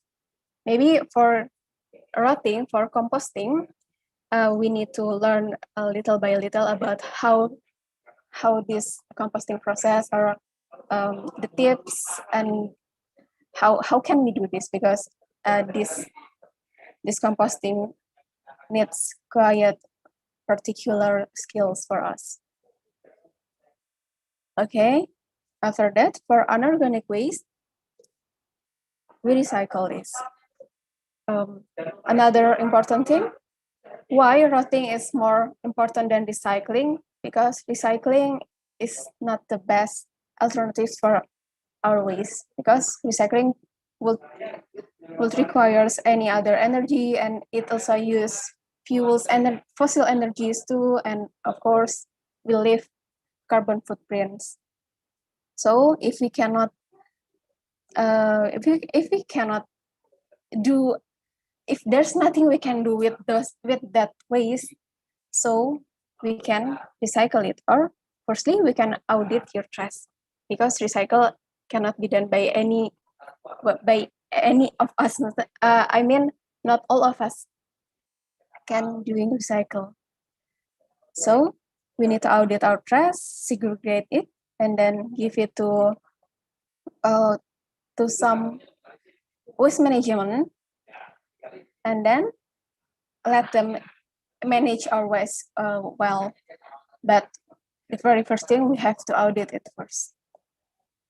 Okay, before we recycle, maybe we could also upcycle, or making it to something else, like maybe using it as a container of our plants, or any other things that we can use with our creativity. After that, like this, we can upcycle to be like this. And this is another thing, another tips. If we cannot, if there's nothing possible we can do, but we still want to reduce our waste to the waste management system, we can also make an eco brick. So eco brick is a single-use plastic bottle. It is filled with single-use plastics, mainly from sachets or whatever, any other plastics, and it is packed in a density inside the plastic bottle. So these eco bricks, once it is made, it can be used to produce various items, including furniture, garden walls, and other structures. Okay, and the very last thing is keep following infos and sharing to people and invite people. Okay, the most important thing about zero waste lifestyle is we have to understand that eco-consciousness is a journey, and each individual has their own process. And the connection with our clean water is, maybe we can start our little steps to reduce the issues about our clean water by doing this zero waste lifestyle. So the sustainability starts with you. Okay, thank you. Thank you very much, Miss Diana. Well, that was a very fresh take on also how water pollution actually relates to us ourselves, because as have been mentioned by our other speaker, there's a lot of waste that actually hinders people from gaining access to clean water, right? So it is when we want to manage that, when we want to better the quality of our water, it actually starts with ourselves as well.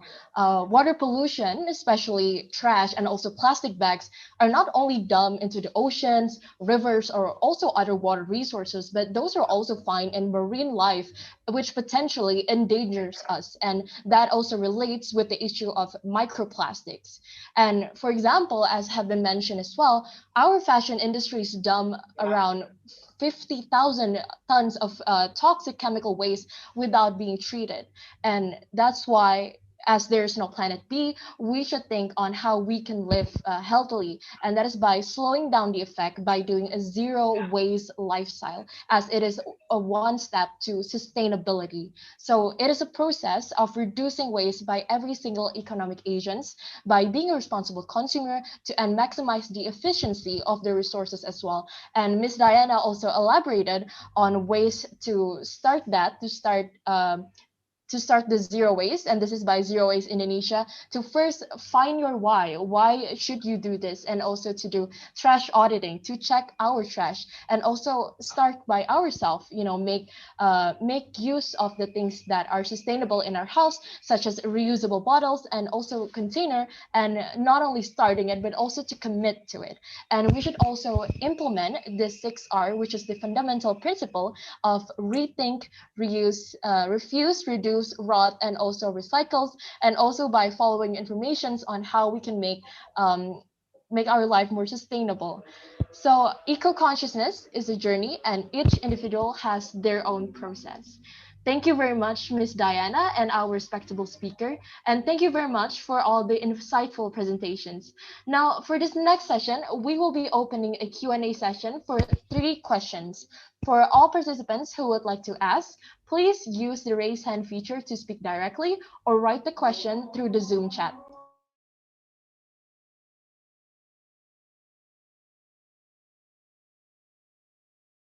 Yes, we have a question right here from our delegate, Carmel from Indonesia. You may speak directly. Okay, thank you for the time. Before that, am I audible? Yes, you are audible.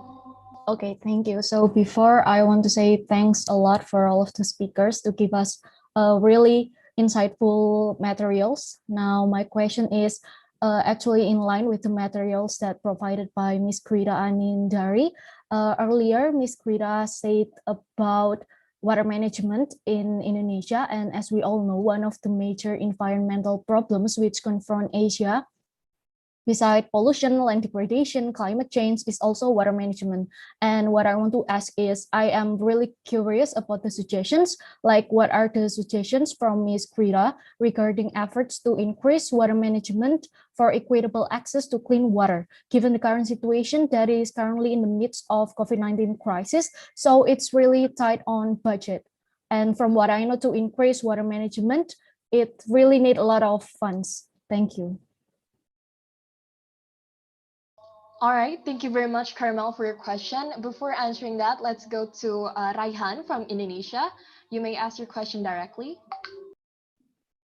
Thank you, distinguished speakers. My question would be, living in a quite industrialized territory of Southeast Asia, would it ever be a possibility for Southeast Asian countries to massively reduce or even stop the production of single-use plastics in the long run? Thank you.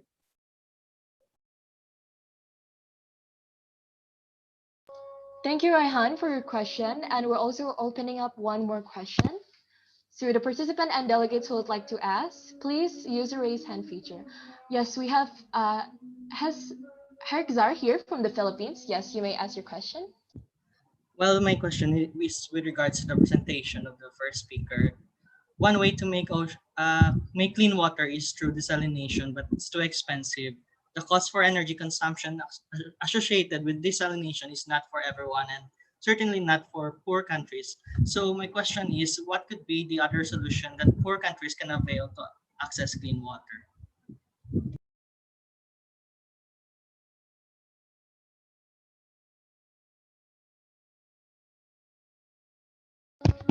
Okay, thank you very much, Haskar, for your question.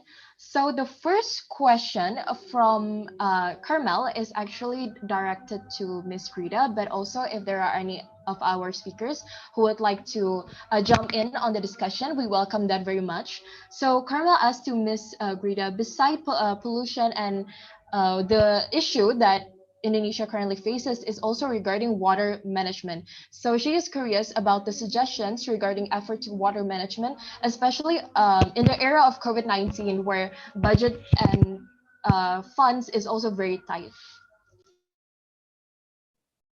Yeah, thank you, Nasha, and thank you, Carmel. Is it Carmen or Carmel? Sorry. You can pronounce Carmel. it. Yeah. Okay, Carmel. Okay, thank you.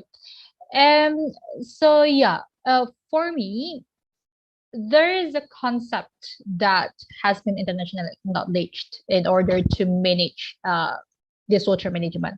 It is integrated water resources management, or IWRM. You can Google it. There are so many journals on it, and so basically, IWRM is such an empirical concept which was built up from the on the ground experience of practitioners. So the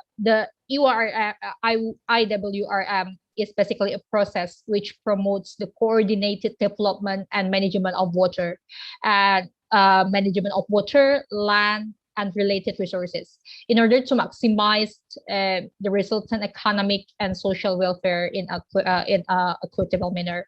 So if we would like to make water management in a in an effective way, we have to see that water itself, that the water body is really connected to the land, to the water basin, for example, to the forest, not only see the water management per se, but it's really connected to other sectors. But this approach that for me personally has to be implemented in many sectors in Indonesia. I can give you an example of how IWRM concept has been implemented, for example, in Mekong Basin, and which going through Thailand, was that Thailand of Vietnam, and yeah, in a Mekong area. They have a really integrated planning. They have data sharing agreement. They have good public participation throughout the process. They have but maybe if there are any participants in here who are from Thailand or Cambodia or Mekong Basin area, you can tell the story about that. But my focus right now is how we can put these integrated water resource management principles into the practice, how we can really engage the public, how we can really engage all of the sectors comprehensively, how we can really share the data between other institutions, how, for example, we can make such an integrated planning. So for me, the IWRM principles is really important as per now. And with regard to budget, yeah, basically this is very, what's that, critical issues, because I basically read several articles about water and COVID-19 nexus, but somehow it doesn't really link in Indonesia. It doesn't really, I mean, the awareness, even not us as a public, but the awareness of the government about the importance of spend the budget or to allocate the budget into water sectors is really like they don't really see that COVID-19 has huge impacts to water management. There are so many journals on that. So but if you see the green recovery planning in Indonesia to recover our economic from the COVID-19, I don't really see how water sector has or given the focus from the government. So I think in this COVID area, one of the most important thing is how we can raise the awareness about the water and COVID-19 nexus, and how we can allocate the fund into the water management area is become important, but it's still lacking as per now. Thank you very much, Ms. Greta, for your answers. What do you think, Carmel? Do you have a follow-up question to that? No, it's actually a really great answer, and I'm actually writing it down. So thank you for the insightful answer, Ms. Greta. Thank you as well, Carmel, for asking. Right, so on to the next question by Raihan from Indonesia. Raihan asked that living in an industrial place, will it really be possible for Southeast Asian countries to do the single-use plastic in the long run? So to our speakers who would like to answer to this, the floor is yours. Maybe Ms. Yursdiana or Ms. Grita, and also Ms. Khairunisa or Mr. Yuyun. Okay, maybe I will respond this first.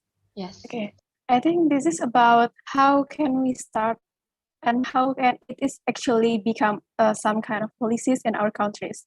Like if I go back to around 5 to 10,000 before when I was still in an elementary school, the issue global warming issue, not climate change issue, is already heard in so many places and so many times. And at that time, I could still remember about the use of single plastic. Banning of single-use plastic is still just heard as a campaign, not really brings into policies and implemented in industries. But if we can see right now in 2020, not 2020 actually, around 2018 and 19, some cities in Indonesia is already make some policies to reduce the use of single plastic bags. And I think, and not just what I think, what I see, this is some kind of helpful behavior, some kind of behavior that could give even bigger impact to our future, because if we don't start it right now, we can't just wait for the policy to make strict rules or any other kind of regulation. We need to start it from our own behavior. So I think this could be a helpful thing for us. Thank you, Ms. Diana. So you emphasize that as for now, the single-use plastic is really more of a campaign thing and has not been adopted by the government as a policy or even like regulation. And so that's why in order to sustain that, the single use of plastic is also important for us, for ourselves to start doing that as well. Thank you very much, Ms. Diana. To Ms. Khairunisa, would you like to add on that? Yeah, so I'd just like to share the initiative that Brunei has taken on this, led by the government. So we, as shared in my presentation, we have this problem of single-use plastic bags. And so what the government has done about 10 years ago is to initiate a no plastic bag campaign involving supermarkets. So it took them 10 years because adopting that practice, it took a long time, both for the industry itself and the general public. So I think, but of course, when it comes to, because of increased awareness amongst consumers, that helps to encourage more supermarkets to take part in the campaign and stop offering plastic bags. And eventually they reach to a stage from just a one-day no plastic bag to the whole week of no plastic bag initiative. So the point I'm trying to make here is, yes, governments can make the policy, but it's the consumers who can demand these policies in the first place as well. Because unless there's a demand, the supply will just keep, unless there's a change in demand, the supply will never change. So I think consumers play a very, very important role in changing the landscape of how single-use plastics are being utilized. Because we had an increased number of, let's say, students who are more aware about climate change issues. So they started pushing for take up from companies to start switching to more sustainable options. That's how companies are much more willing to make that switch, because for them, that's also an investment in terms of a branding as well for them. So that's all I could, that's why I really believe in the power of consumers in making that change. Thank you very much, Ms. Khairunisa, for that insight as well. To Ms. Grida and Mr. Yuyun, would you like to add on this as well? I think I only add some little things about that. How many money or technology is available to support the single-use plastic, or to reduce the use of plastic in this industrialization situation. I think the important key is lies on two aspects. First is about the political will, and second, of course, the social awareness of it. I mean, if we talk about the political will, of course, as Ms. Diana mentioned before, but the ban of plastic use in Indonesia once happened in 2016. So this was only like a joke, because eventually it's more like supporting the retail company to substitute and subsidize them to buy the plastic, right? I mean, we are as the customer, as the consumer, then we must pay additional money to the plastic bag, but it doesn't significant to reduce the use of plastic by the retail companies. So instead of we only buying them, we giving them the money to produce the plastic bag. That's the problem is. So the political will is very, very bad in this situation.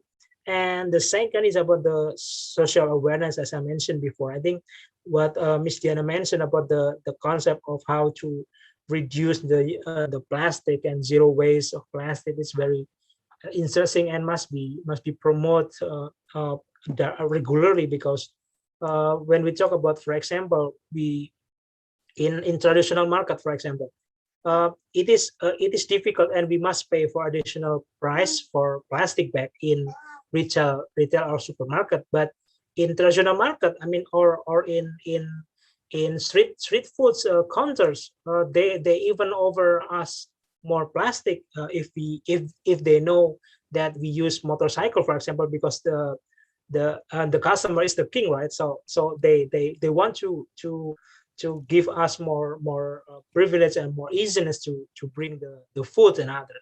That's the problem of social awareness. Without these two things, I think between political will and social awareness, it is difficult to achieve the things that you ask. Okay, I think that's for my. Thank you very much, Mr. Yugen. So Mr. Yugen also highlighted on the custom of the maybe in the past how Indonesian people also like to they see plastic as something that will help people in carrying items, and so that's why it was given, for example, when people are having difficulties to carry their things. But obviously, as we have seen how the effect of that the effect of plastics that are not being used moderately or even exertedly used, it has impacted our environment in a bad way. And that's why in the recent years, there's a lot more policy, I guess, from the supermarket and also commercial places to use this, implement the single-use plastic, and also using other methods such as tote bags. To Ms. Grida, would you like to add on this as well? No, thank you. Okay, thank you very much. So next, we will be going into the next question by Heskar from the Philippines, and he have asked, what could be the other solution which poor countries may have to clean water, considering that it takes budgetary and monetary funds and also things like that. To Ms. Grida, would you like to answer this first? Yeah, but maybe other perspectives from other speakers also will be useful, because I have limited knowledge on that.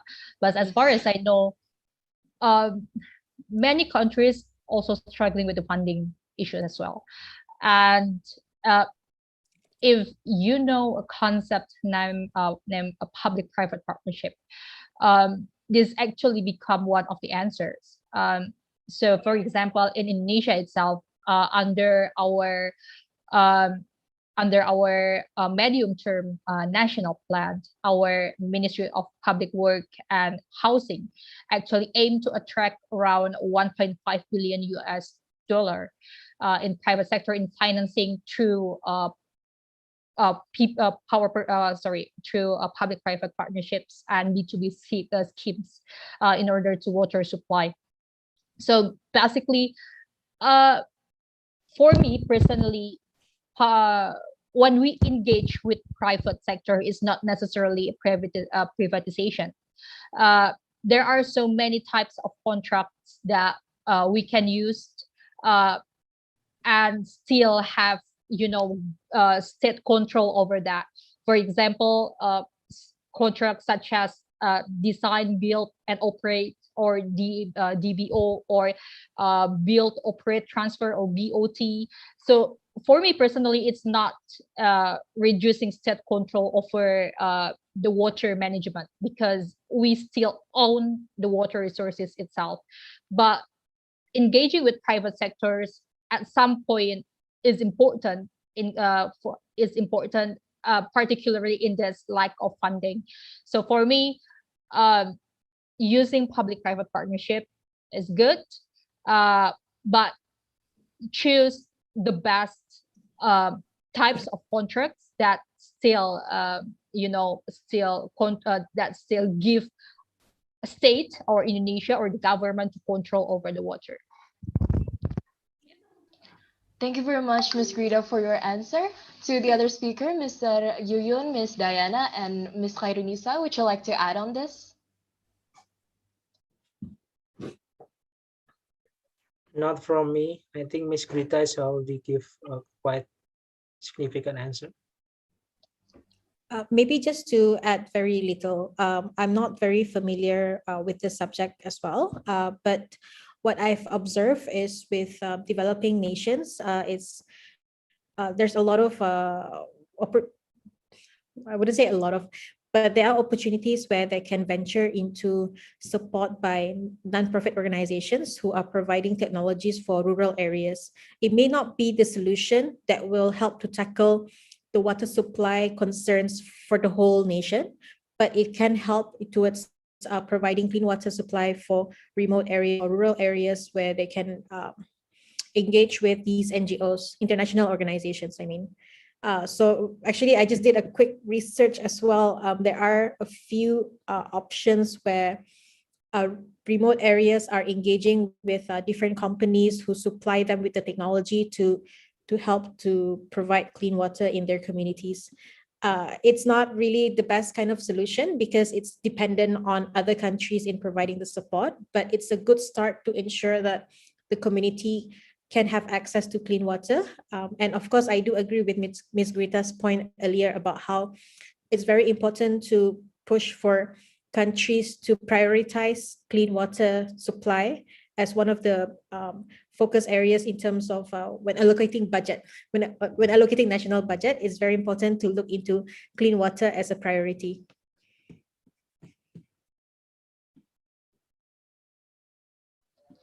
Thank you very much, Ms. Khairunisa, for your answer. To Ms. Diana, would you like to add on this? I think from Ms. Khairunisa and Ms. Greta is more than enough. And actually, I'm not really competent in this subject, so I think it's enough. Right. Thank you very much. So what I can conclude for Ms. Greta's and Ms. Khairunisa's answer is that the other solution is that with developing nations, there are opportunities where they can venture into NGOs and other partnerships that could help in this issue to provide technology and also issue of budgeting to make solutions for the clean water access as well. Of course, it is not a very sustainable solution in the long term, but it could be a start for developing countries to take care of those issues as well. Last, we have the very last question here from Miss Charlene, if I'm not mistaken. Yes, Miss Charlene. Hi, can you hear me? Yes, you are audible. Okay. So my question is, with a shocking number of people, at least 2 billion people in the world right now use latrines that aren't properly drained. So others simply defecate out in the open. So this waste contaminates drinking water for millions of people with horrific consequences. Some die, especially children. So my question is, are there possible solutions wherein we can develop safe and affordable ways to get rid of human waste, wherein these type of technologies aren't feasible at all, especially in poor countries where it requires a massive infrastructure of sewer lines and treatment plants? Thank you. Thank you very much, Miss Charlene. To the speakers, are there anyone who would like to answer that first? The question was regarding on how more developing nations and countries can get rid of the contaminated water sources, especially as an effect of defecation.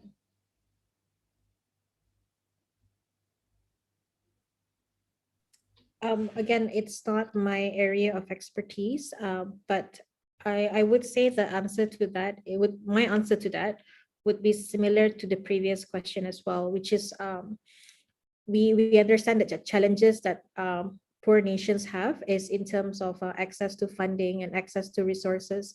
So this is why partnerships and collaboration is between nations is very, very important. we really do hope that this could be further strengthened to ensure that there are transfer of knowledge and transfer of resources across borders, especially within the ASEAN region. Again, to start is by having the engagement with other countries who are currently other countries and international organizations who are currently looking into this as their project. But of course, in the long run, we would expect that we would really hope that the countries will be able to actually work together in providing shared resources and knowledge.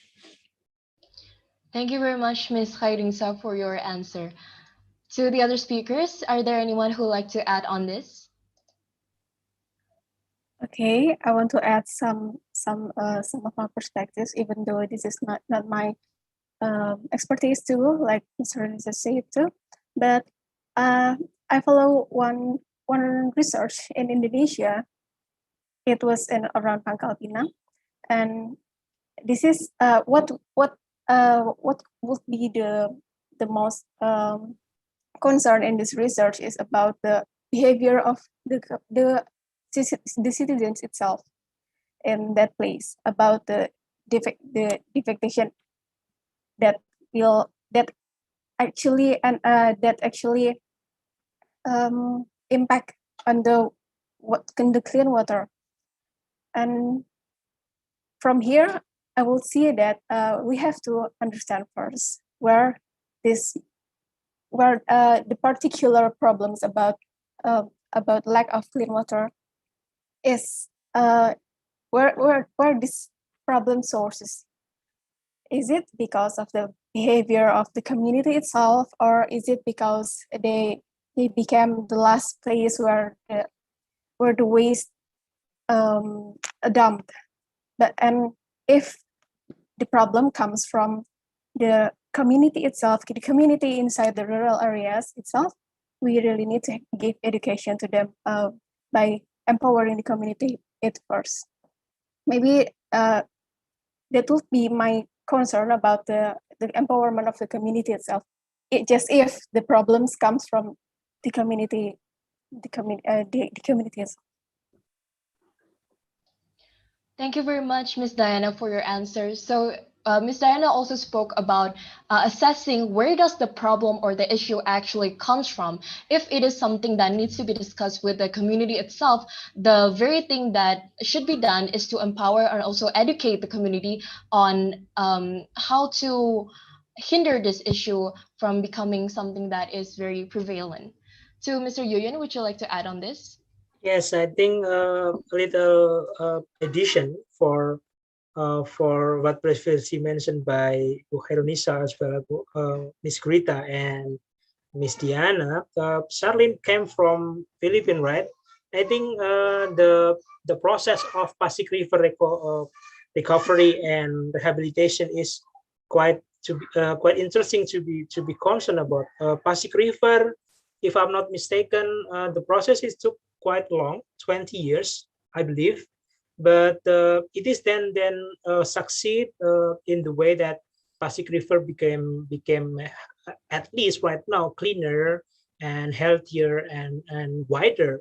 And from 20 years ago or 25 years ago, even though it is indeed quite took long process and very much of struggles, but I think the key is, as mentioned by Ms. Diana before, how the community empowerment could be one of the main and key factor in the how to ensure the access of water can be achieved, as well as to secure the springs.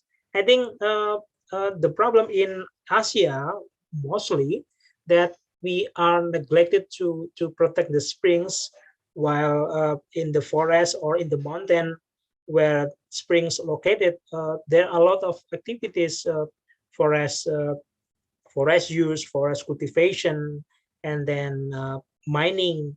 And then when we were neglected to protect that, if we protect the springs, then we can ensure and guarantee quality of the water that flows to the society. I think that's my addition, Ms. Nasha. Yes, thank you very much, Mr. Yuyan, for your answers. To Ms. Charlene, do you have a follow-up question to this? None at all. Thank you. Yes, thank you very much to all the participants for asking the questions and also to our speaker for the very good and insightful answers. So thank you to all the participants and delegates for the enthusiasm. However, due to limited time, we will now close the Q&A session. The very enlightening speaker session given by our last speaker, Ms. Diana, actually sums up the speaker session of this event. Therefore, thank you very much to all the participants who have joined us for ALSA International Video Conference 2021, Environmental Protection in Asia, Rights to Clean Water Access. Before we go, however, we would like to go into one of the most anticipated sessions of the event, which is the awarding session. In this awarding session, we would like to appreciate and award the best participant of our event. But first, let us read the criteria for the best participant award.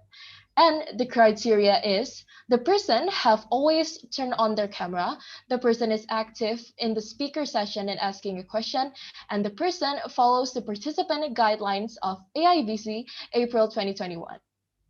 So without further ado, the best participant award goes to Raihan from Indonesia. Congratulations, Raihan. Would you like to say a few words?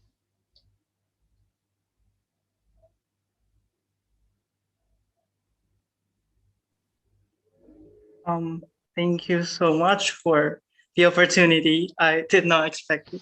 Thank you so much for the AIVC committee as a whole and the distinguished speakers. Thank you.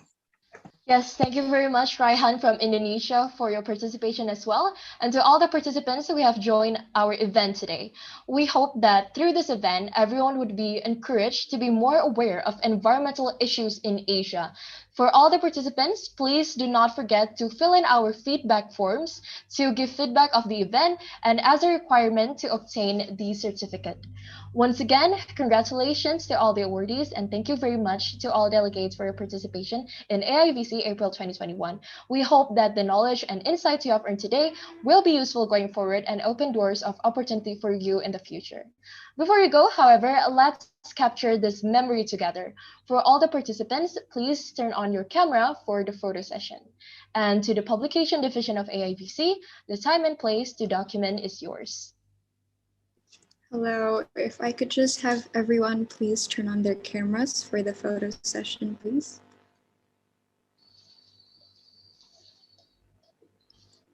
Okay, so there are 3 slides here and I'll be starting the photo sessions in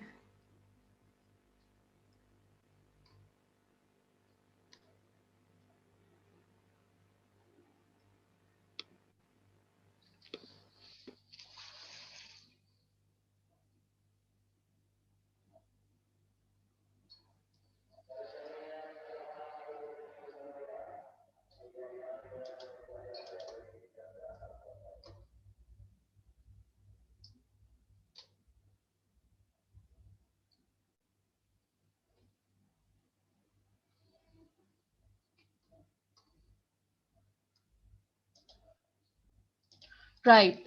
Are you done, Ida?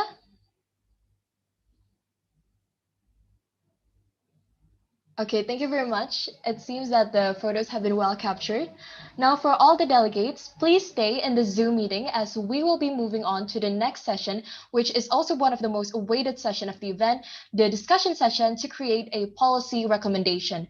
However, before that, we will have a break session for 10 minutes and we will see you again in 10. Thank you for all the participants of AIVC and ALSA, always be one.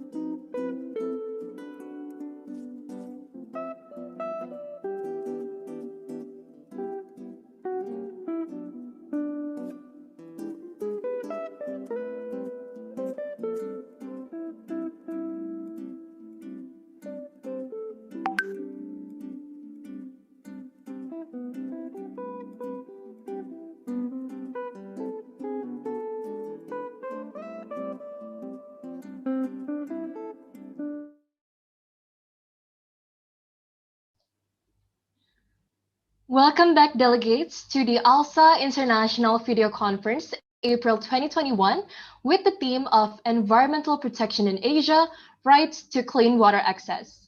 Our next session is the highlight of the event, which is the discussion session. In this session, we will be discussing topics relating to environmental protection in Asia and rights to clean water access in order to draft a policy recommendation as stated in the participants and delegate guidelines of AIVC April 2021. Delegates will be able to suggest a motion or topic of discussion after the two first obligatory topics, and in the last motion, we will be discussing the points of the policy recommendation. To speak and express their opinions, a delegate must first use the raise hand feature on Zoom chat and let to speak by the moderator. Each topic or motion will be discussed for 25 minutes before moving on to the next topic. However, before we start, please to all delegates to remember to rename their name to delegate_name and countries, and to turn on their videos and also to mute the microphone when are not speaking.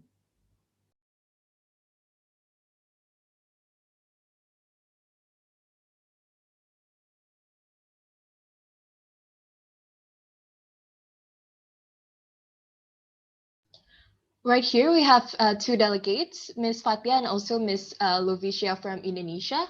Can the other delegates please also turn on their camera? And also Ms. Carmel from Indonesia. We have here also Mr. Kenny from the Philippines.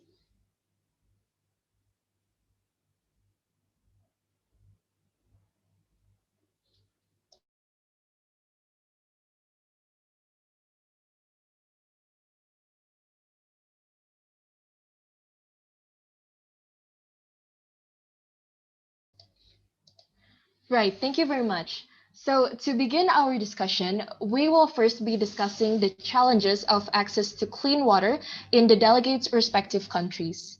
So the challenges of access to clean water itself could be elaborated by how the knowledge of the delegate itself, obviously, and also as have stated by our speakers as well. So to the delegates who wish to speak on this issue, please use the raise hand feature.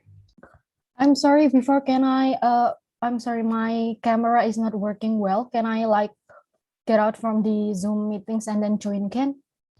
Yes, thank you, Ms. Carmel, for that. You may do that, please. Okay, thank you.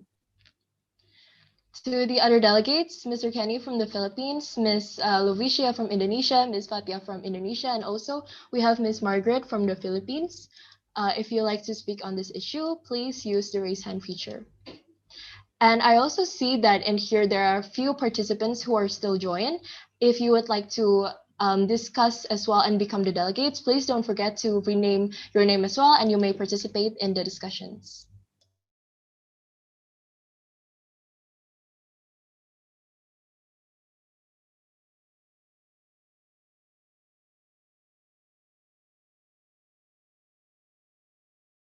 Yes, so we have Ms. Fatia from Indonesia. You may speak. All right, first of all, am I audible? Yes, you are clear. All right, thank you, moderator. So the challenges of access to clean water, especially in Indonesia, my respective country, is that the first one is that about the uneven water distribution. You know what, that Indonesia consists of the 34 provinces and almost 17,000 islands of Indonesia, and it's likely impossible for the government to manage all of those islands as a whole islands, and then distribute all of the fresh water, clean water that is needed all of the human in Indonesia, like that, right? And let's take a look to this case, especially in the two main island in Indonesia, which is Java and also Sumatra. Well, talking about Java, in Java specifically, we can say that water is running out due to the severe drought during the dry season. And after that, consequently, Java have to experience a worse water shortages and holding only 10% of the nation's water supplies during dry season. While On the contrary, Java is the most populated island in Indonesia, and however, it is really unfortunate that Java itself didn't have like a good, like distribution of the clean water to all of the people there.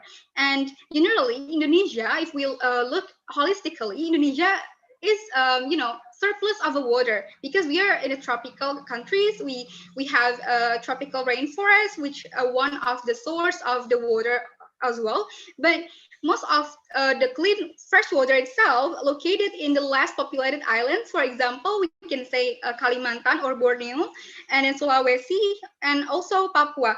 Let's take a look to Papua. Papua, for example, has almost 70% of the country's water supplies, with only 13% of the population living on the island. So you can see like the differences between the water supplies and also people who live there. So there is a disparity between both of them, right? And by this, we couldn't also say that Indonesia is actually doesn't really running out of the water because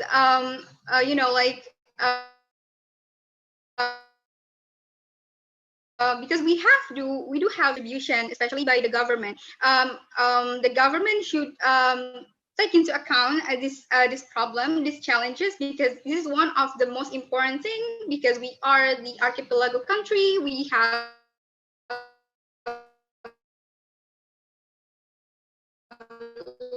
a lot of like the islands are the continuation of the water reserve in Indonesia. And that's all from me. Thank you. Maybe for the others can respond. Yes, thank you very much, Ms. Fatia, for your elaboration on the challenges of access to clean water in Indonesia. Right here, we also have Ms. Lovicia from Indonesia. You may speak. Thank you, Ms. Nasha.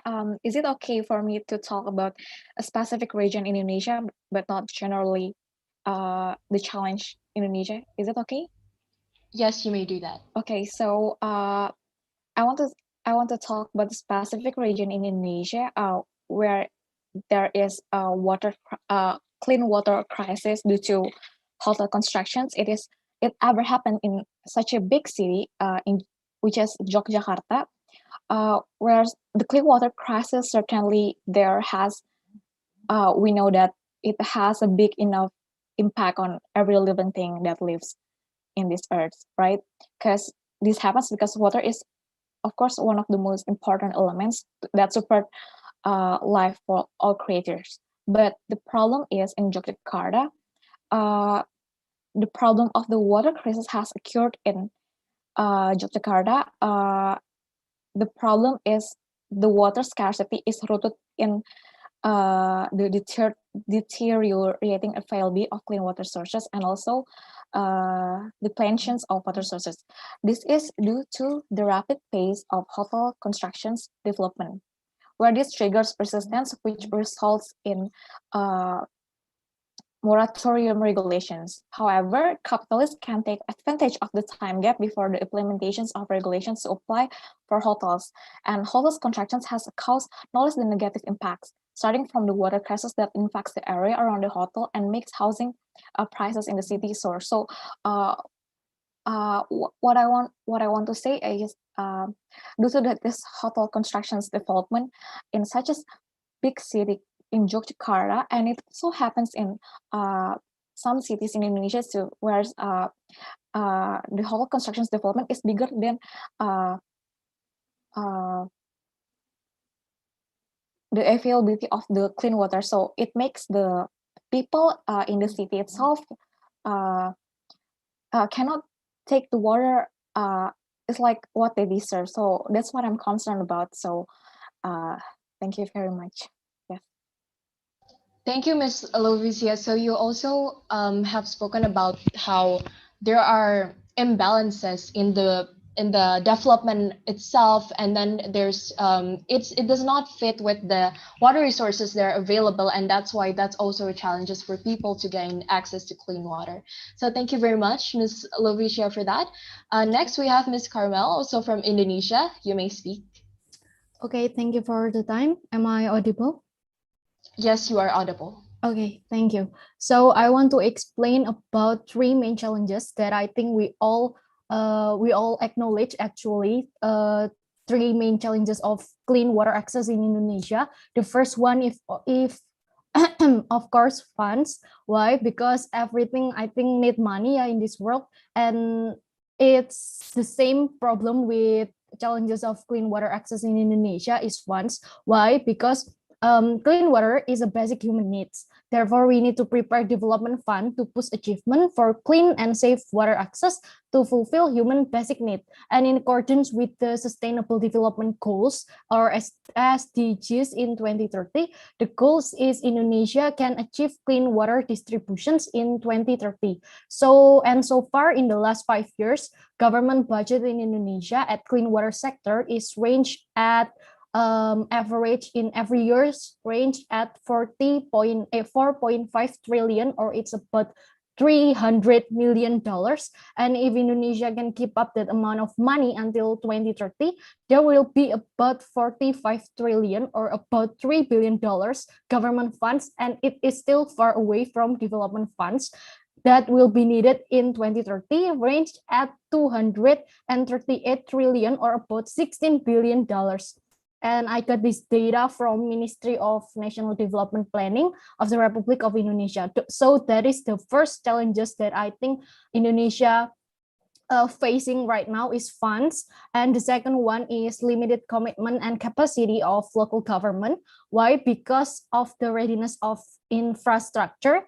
Indonesia have made some initiatives that have been taken by the government, and it faced challenges in their implementation, like the diversity of stakeholders involved, like across sectors, across governments, causes the results of these efforts to be not optimal, and like existing water sources, particularly surface water, often cross district, city, provincial administrative boundaries, and the difference in policy at each level of government and division of authority between ministries and agencies from upstream to downstream are also obstacle. And the biggest obstacle is the readiness of infrastructure, such as qualified human resources and local government capacity. And the last one, weak governance and institutions, or more precisely in institutional arrangements. The main challenge, I think, in Indonesia in realizing universal access to safe and clean water, apart from funding issues, is the institutional arrangements in the clean water sector. The process of providing access to clean water from upstream to downstream, from raw water extraction to service distribution processes, involve too many institutions. The institutional restructuring related to the drinking water sector needs serious efforts. Too many parties are involved in the drinking water sectors, and this is not supported by strong leadership in sector management. So it's like everyone have their own opinion, every institutional have their own opinion. So it's not like it's not in a good arrangements. Thank you. Thank you very much, Carmel, for that very elaborative answer on the challenges, which is actually by the fund itself. Because as had been mentioned, I think by our previous speaker as well, there are not enough funds that are being given to the sector to help clean water access in Indonesia itself. And right here, we also have Mr. Kenny from the Philippines. Would you also elaborate on the challenges of access to clean water in the Philippines itself? So for the Philippines, actually most of the people have access to clean water at least. So from the report of the UNICEF, there's around 91% of the Filipinos who are able to have access to clean water. However, we cannot discount the fact that there's still that 9% who are still unable to do so. And mostly the people who are affected are the ones who are living in the rural areas, especially because the facilities are not properly put in place.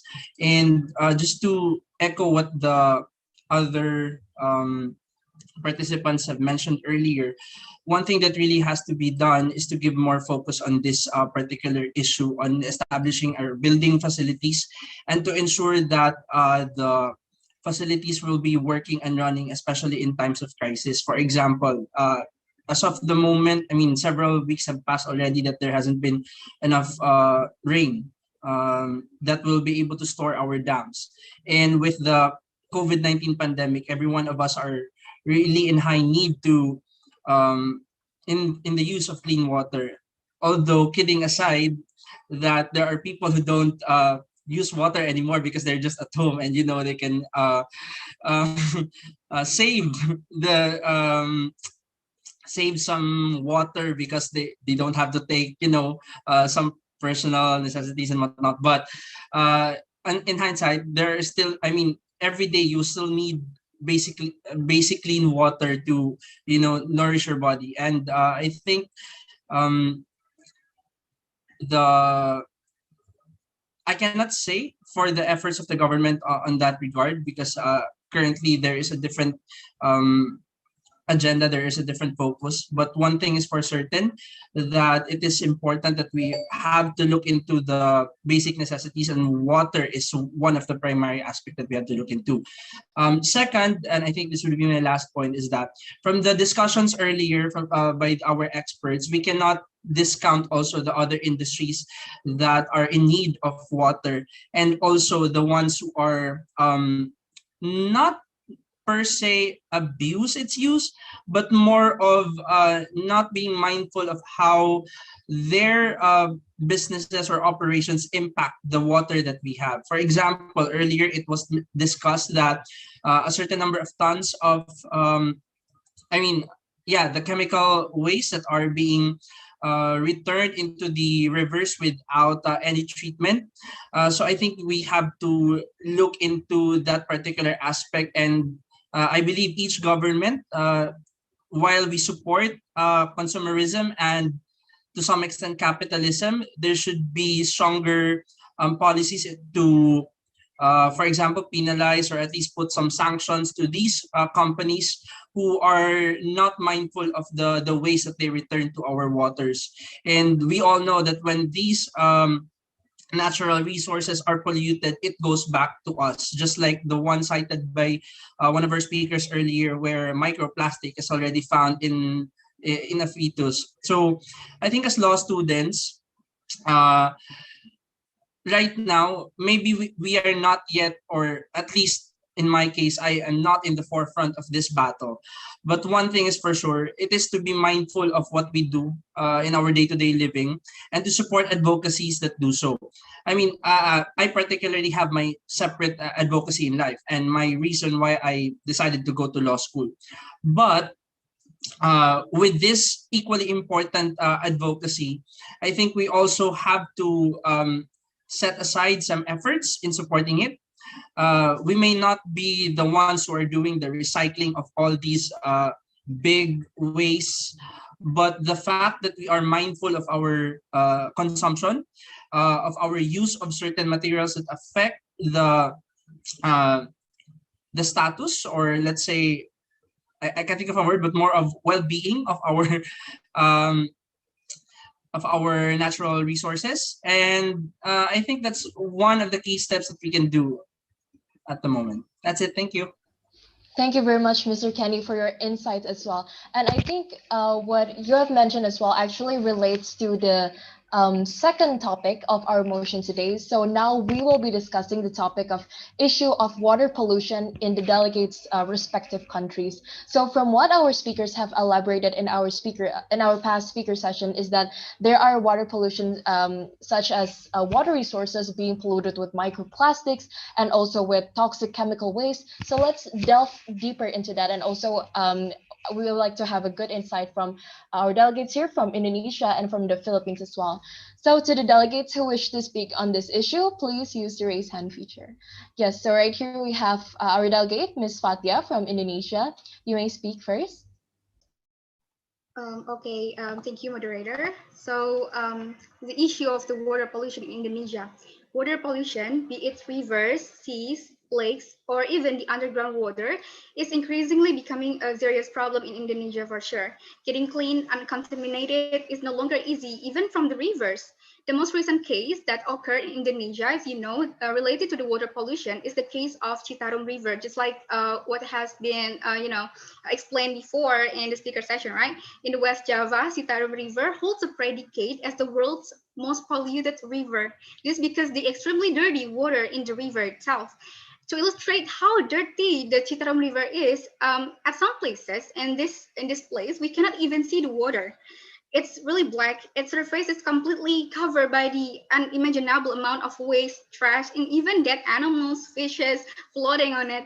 And if we are lucky enough to glimpse to the water, we will see it is colored, black colored due to the excessive amount of the toxic chemicals and any other chemicals or any other wastewater dumped into the river by the industrial or any other factories around it. And the main source of river water pollution in Indonesia, especially in the Citarum River itself, mostly comes from the domestic or household waste, generally in the form of human waste, washing dishes and clothes waste, animal manure, and fertilizers also from the plantations and livestock, which is in the agriculture sector, where most of the Indonesians are work on it. And also, in addition, the irresponsible industrial activities, specifically from textile or fast fashion industry, in which they dump their wastewater directly without even filtered before, also become the source of this pollution in the Citarum River itself. So we can say that this case is very unfortunate for the Indonesia. We can say that it is one of the Indonesia main strategic river and one of the most strategic river also in the Java.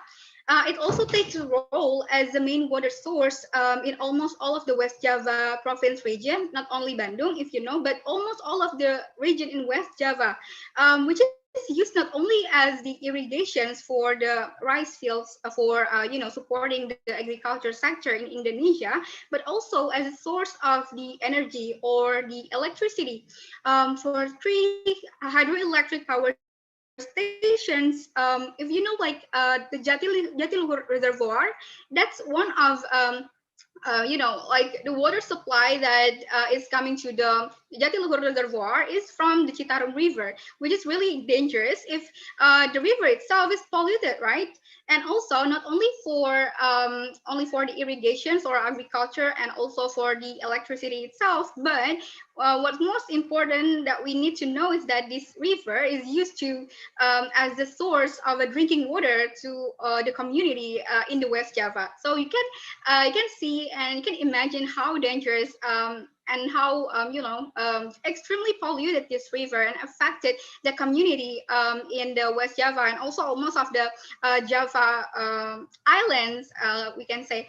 And that's one of the case that I bring to to inform all of you about the issue of the water pollution in Indonesia, but not only limited to the river, which is Citarum River, but also any other river in Indonesia experience the same thing, just like Citarum River. That's because of the waste, like irresponsible act of throwing waste to the river directly. So I think that's all from me. Thank you. Thank you very much, Fatia, for that insight as well. Next, we have our delegate, Ms. Carmel from Indonesia. If you may speak on the issue of the water pollution in your respective countries as well. Okay, thank you for the time. So in Indonesia, there are various sources that used to obtain water, both from underground water, spring, rivers, and from other sources. But the main source is groundwater and rivers. And I think the delegates before me has explained everything about the rivers. So I'm just gonna explain slightly about the rivers. Rivers in Indonesia, whose conditions are polluted and critical, has been reached 82% of the 550 rivers scattered throughout Indonesia. And the high level of pollution make the water unfit for consumption. And most of the rivers in Indonesia, which are important for social, agricultural, industrial activities, are mostly in alarming condition because they are polluted by domestic waste, such as from household and industries. Population consumptions, resource degradations are increasing as if there were no limits to the supply of clean water. And the results showed that there were 69% of all human activities causing water pollutions. Contamination that can occur in clean water are from coliform fecal. It is a bacteria, FC, and Escherichia coli or E. coli contamination. And the presence of E. coli bacteria in groundwater indicates human activity has an effect on the quality of water resources. And coliform contamination indicates contamination caused by human feces and other human waste. So the main issue of water pollution in Indonesia is actually human, whether it's human negligence or weakness of human waste management. I think that's enough from me. Thank you. Thank you very much, Ms. Carmel. So you previously also elaborated that due to this pollution in the Indonesian water, there are also certain bacteria and also diseases which have infected the waters. Could you also mention maybe a case where there are like a breakout of diarrhea or other diseases in Indonesia or in some region of Indonesia due to this water pollution?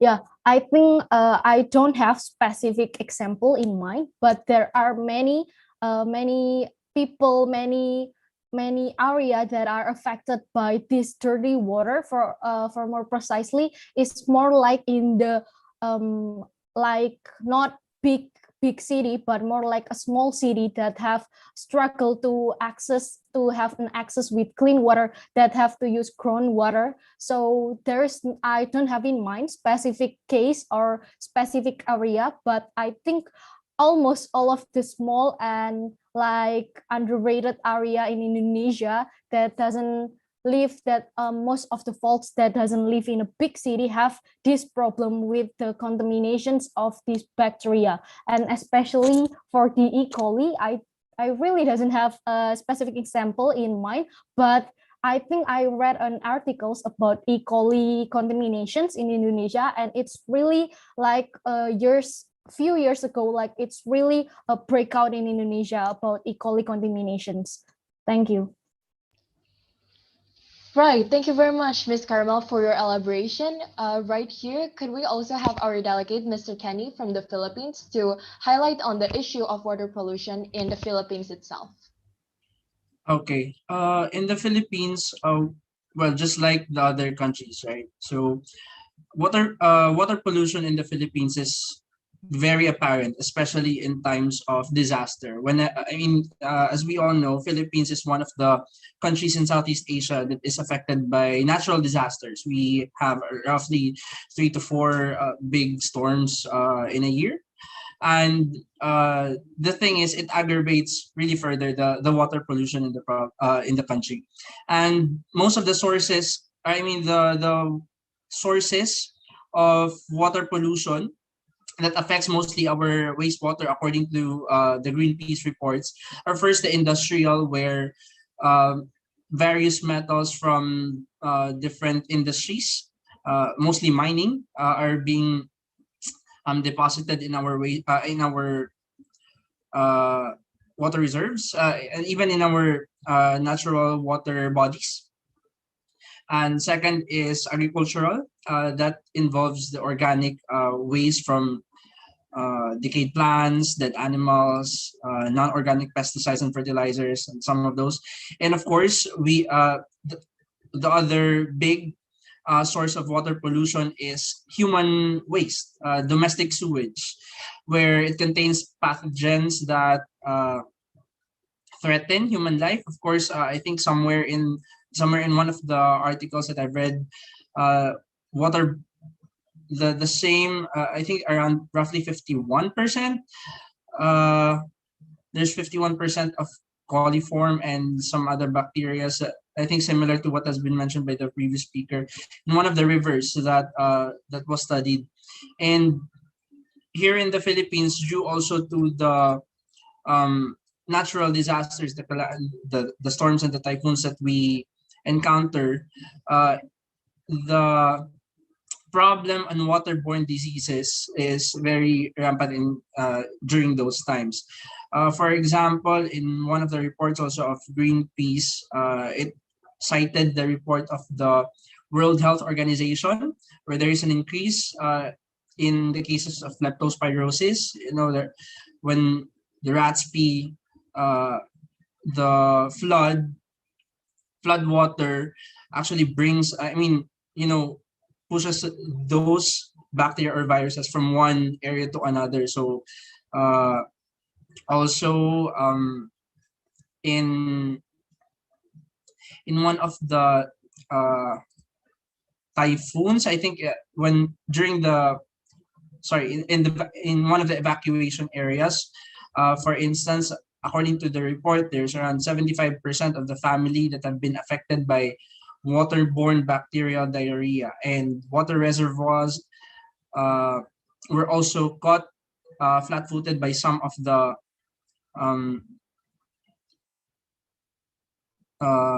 rains of one of the typhoon that visited here.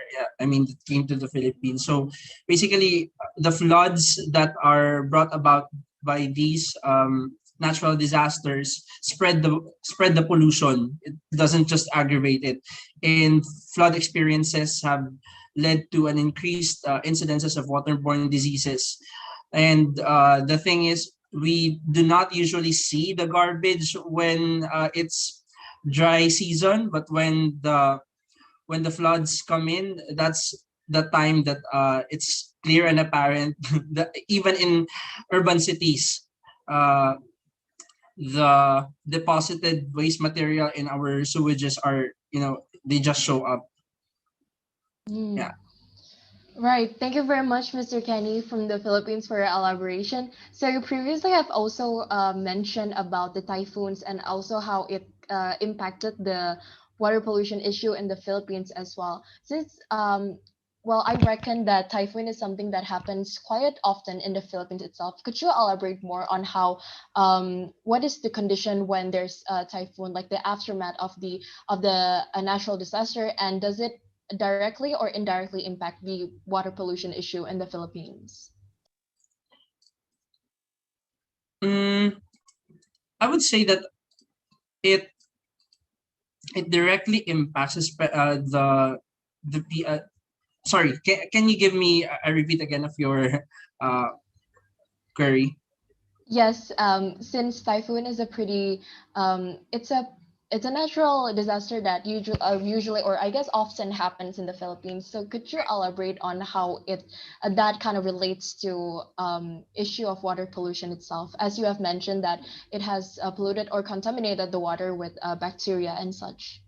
Right, because in there are water bodies that the ways that people let me just cite an example. For example, there are areas in Metro Manila where there are people living just beside the walls of a particular creek, and the waste, the solid waste of these people are usually just dumped in those areas. Although there have been efforts by the government to clean those up, and kudos to them.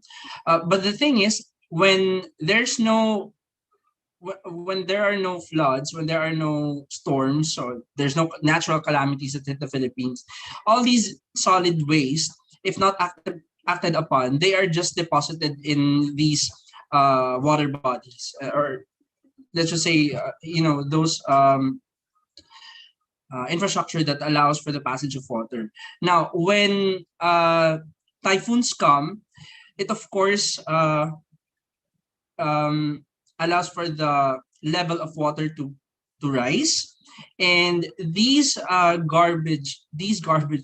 waste are being distributed, or rather being spread from that area to many parts of the city. Of course, it's not in a massive scale, but there is the fact that there's a spread. We know, of course, it's not worthy of mentioning anymore, that in these how to put it, in these locations, and because of the accumulation of solid waste, there of course follow the increase of bacteria, diseases that can be caught by people. And with the floods coming in as a result of the typhoon, it facilitates the spread of these diseases. And naturally, it affects the people who are, say, for example, living in or staying in evacuation centers, or those people with whose houses are flooded. You know, you may even if you want to keep yourself from to protect yourself from those diseases that are brought about by the floods, but the fact that your area is in a low-lying area and it is prone and susceptible to floods that carry all of these garbage and the diseases that are in those in that water brought about by the flood, then it really gives a direct impact to the people in the community. Yeah. Right. Thank you very much, Mr. Kenny, for that insight as well. Now we also have Ms. Lovicia here from Indonesia. Would you like to add something to the discussion? No, I was going to talk about the solutions of this water pollution. Can I? Or it's just for now we are talking about the conditions in our country. Yes, you can also add in the solution or what do you think may be the suggestions to the issues as well. Okay, thank you, Miss Nasha. So here's what I think. This water pollution is a massive problem, I guess. Maybe not a lot of people realize that this is a problem because since we were kids, we do not see it as, we do not have an awareness of this problem, you know.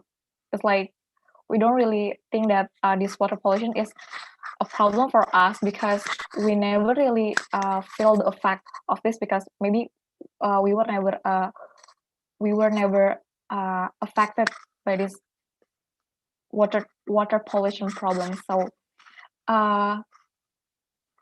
but on the other hand, I think it is a really massive problem and we have to be aware of it. How?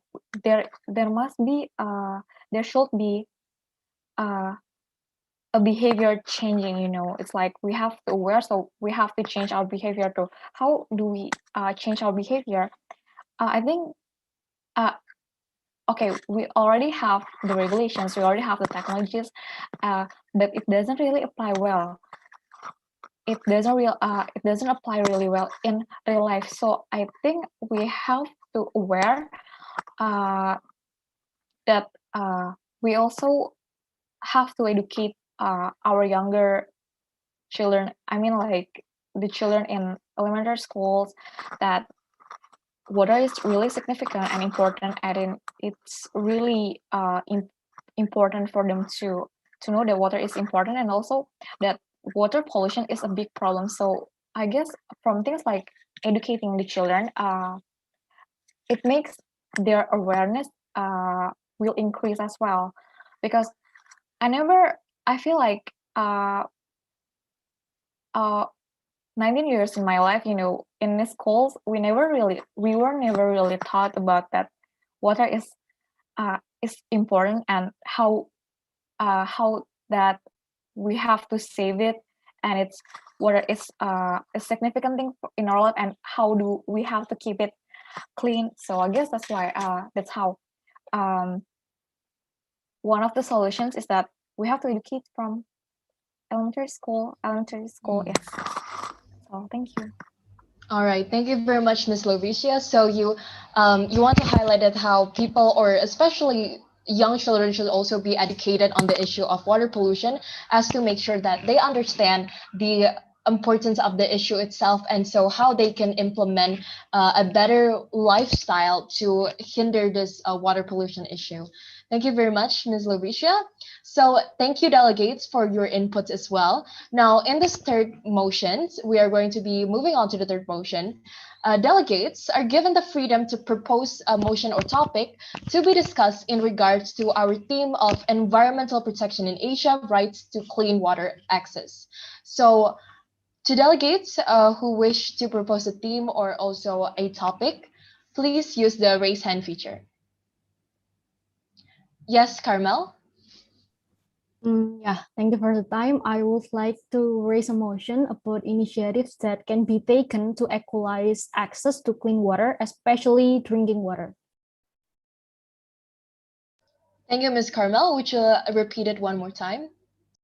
I would like to raise a motion about initiatives that can be taken to equalize access to clean water, especially drinking water.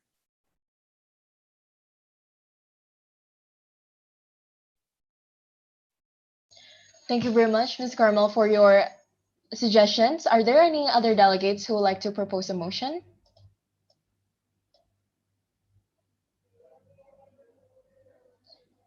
We will count from 5, 4, 3. Oh yes, there's Ms. Fatia who would like to propose this motion. All right. I would like to propose the motion under the topic of the COVID-19 effect on the clean water sector. Thank you.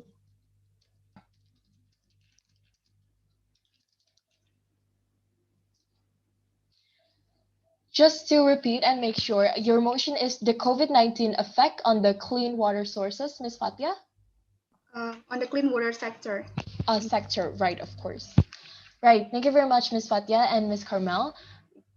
As Ms. Carmel have suggested the motion first, we are going to discuss the initiative that could be taken to equalize access to clean water, especially drinking water.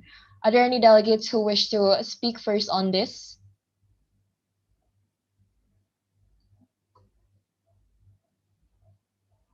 Yes, Ms. Carmel?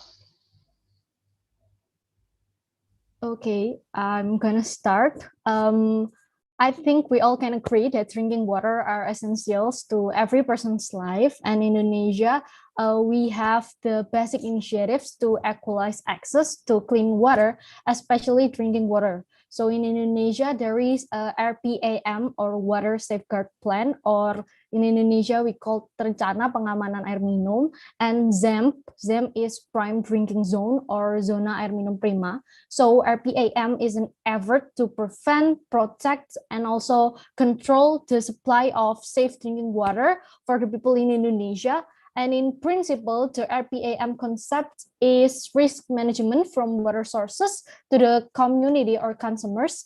And the implementation of this concept is expected to increase access to clean water service that meet the 4K principles, or in English is quality, quantity, continuity, affordability. So RPAM and ZEMP are initiatives that have been launched by the water sector managers toward the realizations of access to safe drinking water.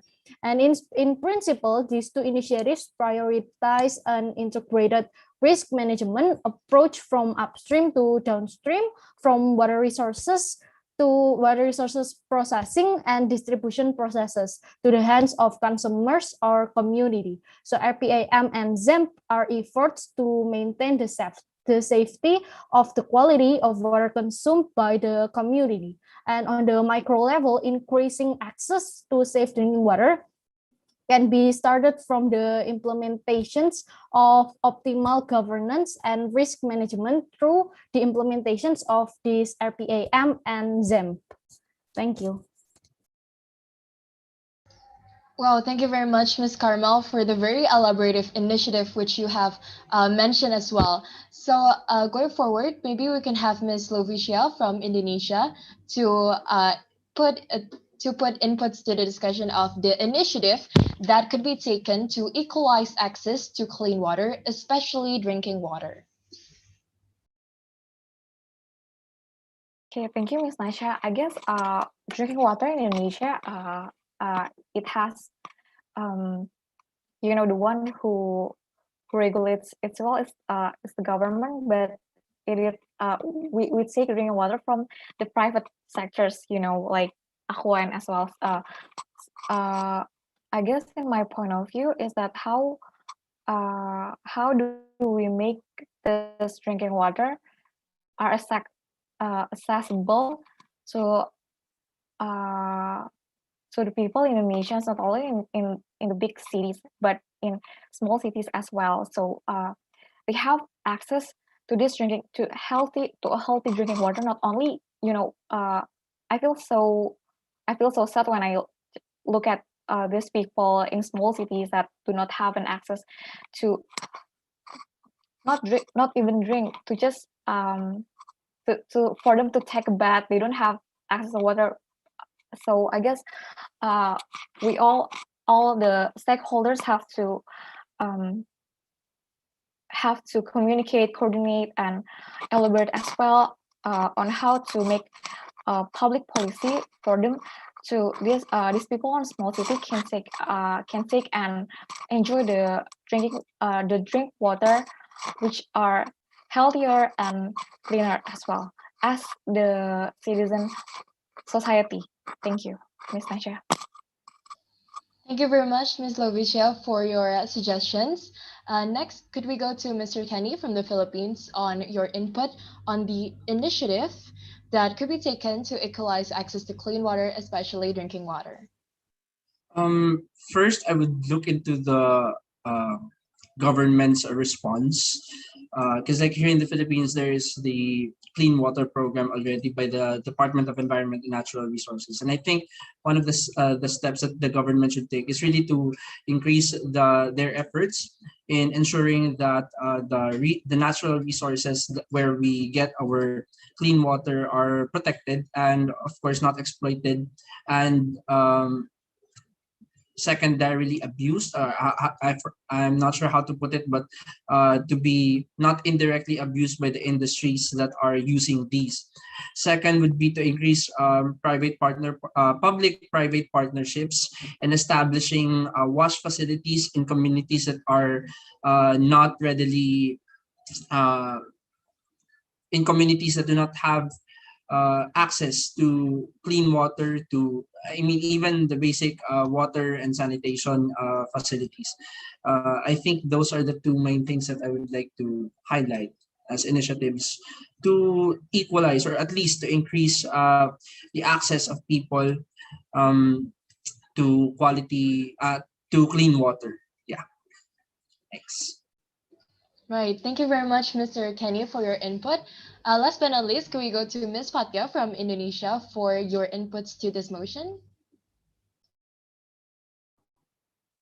All right, thank you, the moderator. Maybe I would like to add some kind of like the information, just like the delegates of the Indonesia has previously stated also about the RPAM and ZAMP, if I'm not mistaken. So yes, in Indonesia, there's already those initiatives, which is really good. But we have to know also there is also the challenges behind the implementation of this kind of initiative. First thing first, the involvement of the stakeholders itself. In Indonesia, there are too many stakeholders that are getting involved in kind of like water management. So it's really hard for us to just know clearly who's the party that was really involved in this managing this water resources. And it's really hard also because there are a lot of people, gathering there, and we just don't know how, the clear ways or clear steps that we have that we need to take to allocate this water to the people and so on and so forth. And the second one is that the poor governance system, and also the weak the regulations system that is established by the government. So while we do have like a law or the regulations that regulate about this water management, about this water resources, but we're still lacking on like the implementation of this regulation. So we do have it theoretically, but while we implement it or in the practical, we are really lacking on it. So the RPAM and ZAMP is really good initiatives, and Indonesia has already initiated or have the idea to do so. But once again, we have to know that this kind of like challenges, especially in the government itself, always exist. And also, government by this should put their attention more about this, so they can solve the problem around them first, and after that they can focus to manage the water resources, and then how to they like allocate the water so that the people in Indonesia can have the same access to the water, especially the drinking water, where is one of the really important source for all of the people in Indonesia. So yeah, I think that's all for me. Thank you. Thank you very much, Ms. Fatia. So actually, the discussions that have been done here actually raise up an interesting question. What does the delegates think of the commercialization of drinking water itself? This issue has also been mentioned by our previous speaker, I think Mr. Yuyun, and also some of the delegates. Previously in the past, if we really look at history, why people have inadequate or even unequal access to drinking water is due to the segregation to gain the clean water itself, and also some facilities being more prominent than the other. So what do you think of the commercialization of drinking water? Does this help the access for people to gain equal access to clean water, or does it is it a challenge to it? Are there any delegates who like to speak first on the issue?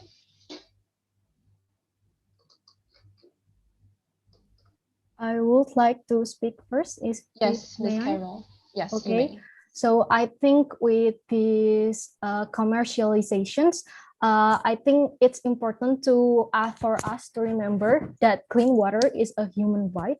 So it's actually a challenge, I think, because clean water, as we all know, is part of human right, for more precisely in the human right to water and sanitations, because water are essentials to every person's life.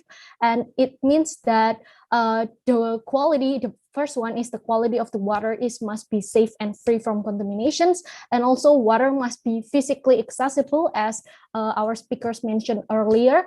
Water must be physically accessible, meaning that water facilities must be within the house or in a close proximity of the house, and this means that water is also must be economically accessible. So with the water commercializations, it means that not everyone getting their right of water like that. Thank you. Thank you very much, Ms. Carmel. You have mentioned that water is a human right, and so that the commercialization of water actually hinders people from gaining the same access to water resources itself. So, Ms. Lovicia, what do you think about this? I guess it all depends on how the country status quo is. I mean, like, I guess we cannot really generalize the problem in one country to another country as well. So I guess we have to look at first at, I mean, like in Indonesia, where's the country that really needs clean drink water? I guess that's the first thing that we have to highlight first, and then the second is like the commercialization is like it actually depends on how we see it. I mean, like not a lot of people have access to clean drink water, but as Miss Carmel said, it is a human right too.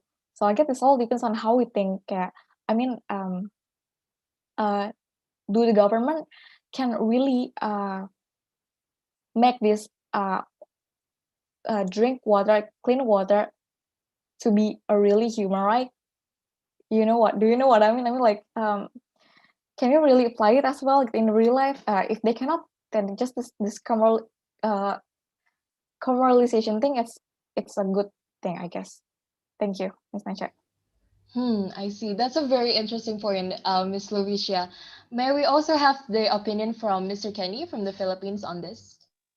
Yeah, it's kind of hard to weigh in on the matter because Miss Carmel earlier was correct that access to clean water or clean water itself is as a human right, but we cannot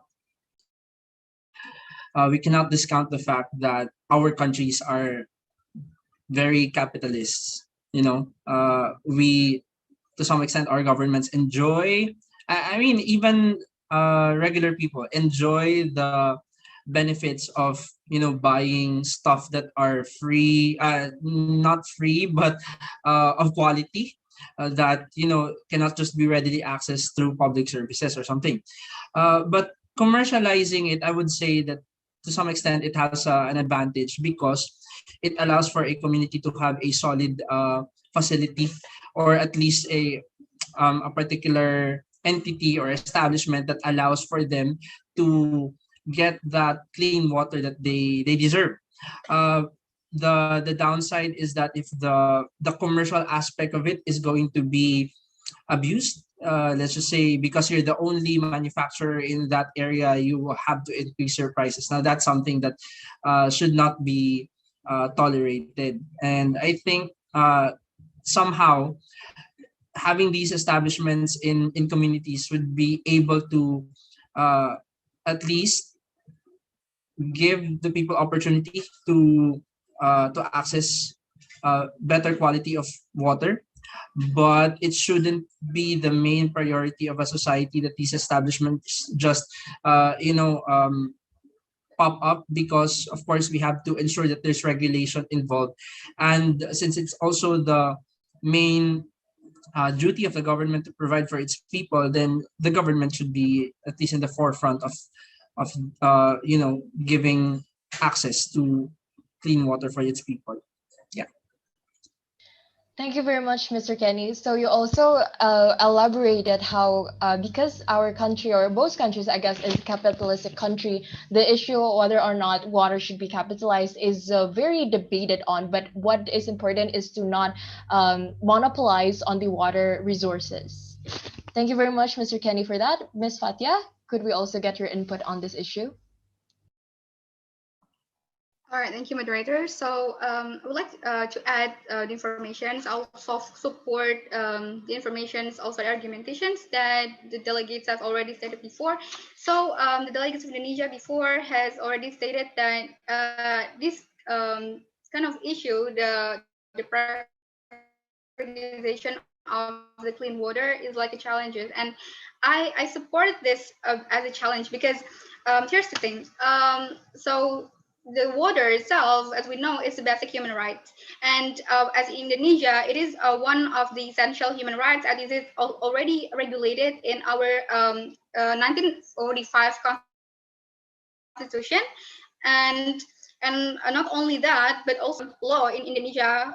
It is the law number 7, the year of 2014, if I'm not mistaken, about the water resources. So regarding this law, Constitutional Court or Mahkamah Konstitusi in Indonesia has already set, like a prohibition for the privatization of this clean water, because the Constitutional Court believes that the clean water in Indonesia is actually should have meet the minimum of or fulfill the minimum basic of daily needs of the people regarding to the water, to they can use it to their daily life and also the agricultural sector. So that's the priority of the clean water we have to focus about. But however, in the reality, as we know that there is still like amount of people who doesn't get the same access, who doesn't get it's really hard for them to just have the clean water around them.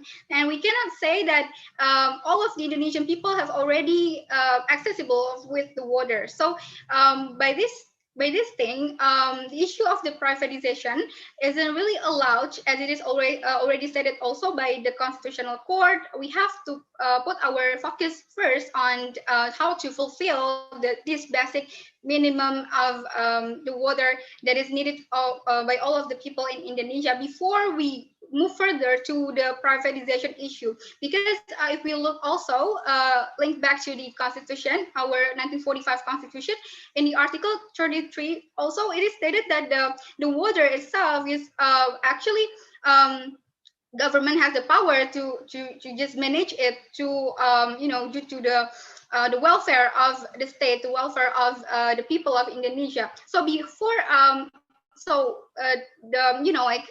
main responsibility of this is the government itself first, and before it is given to the other sector, for example, like private company to commercialize and privatize this water.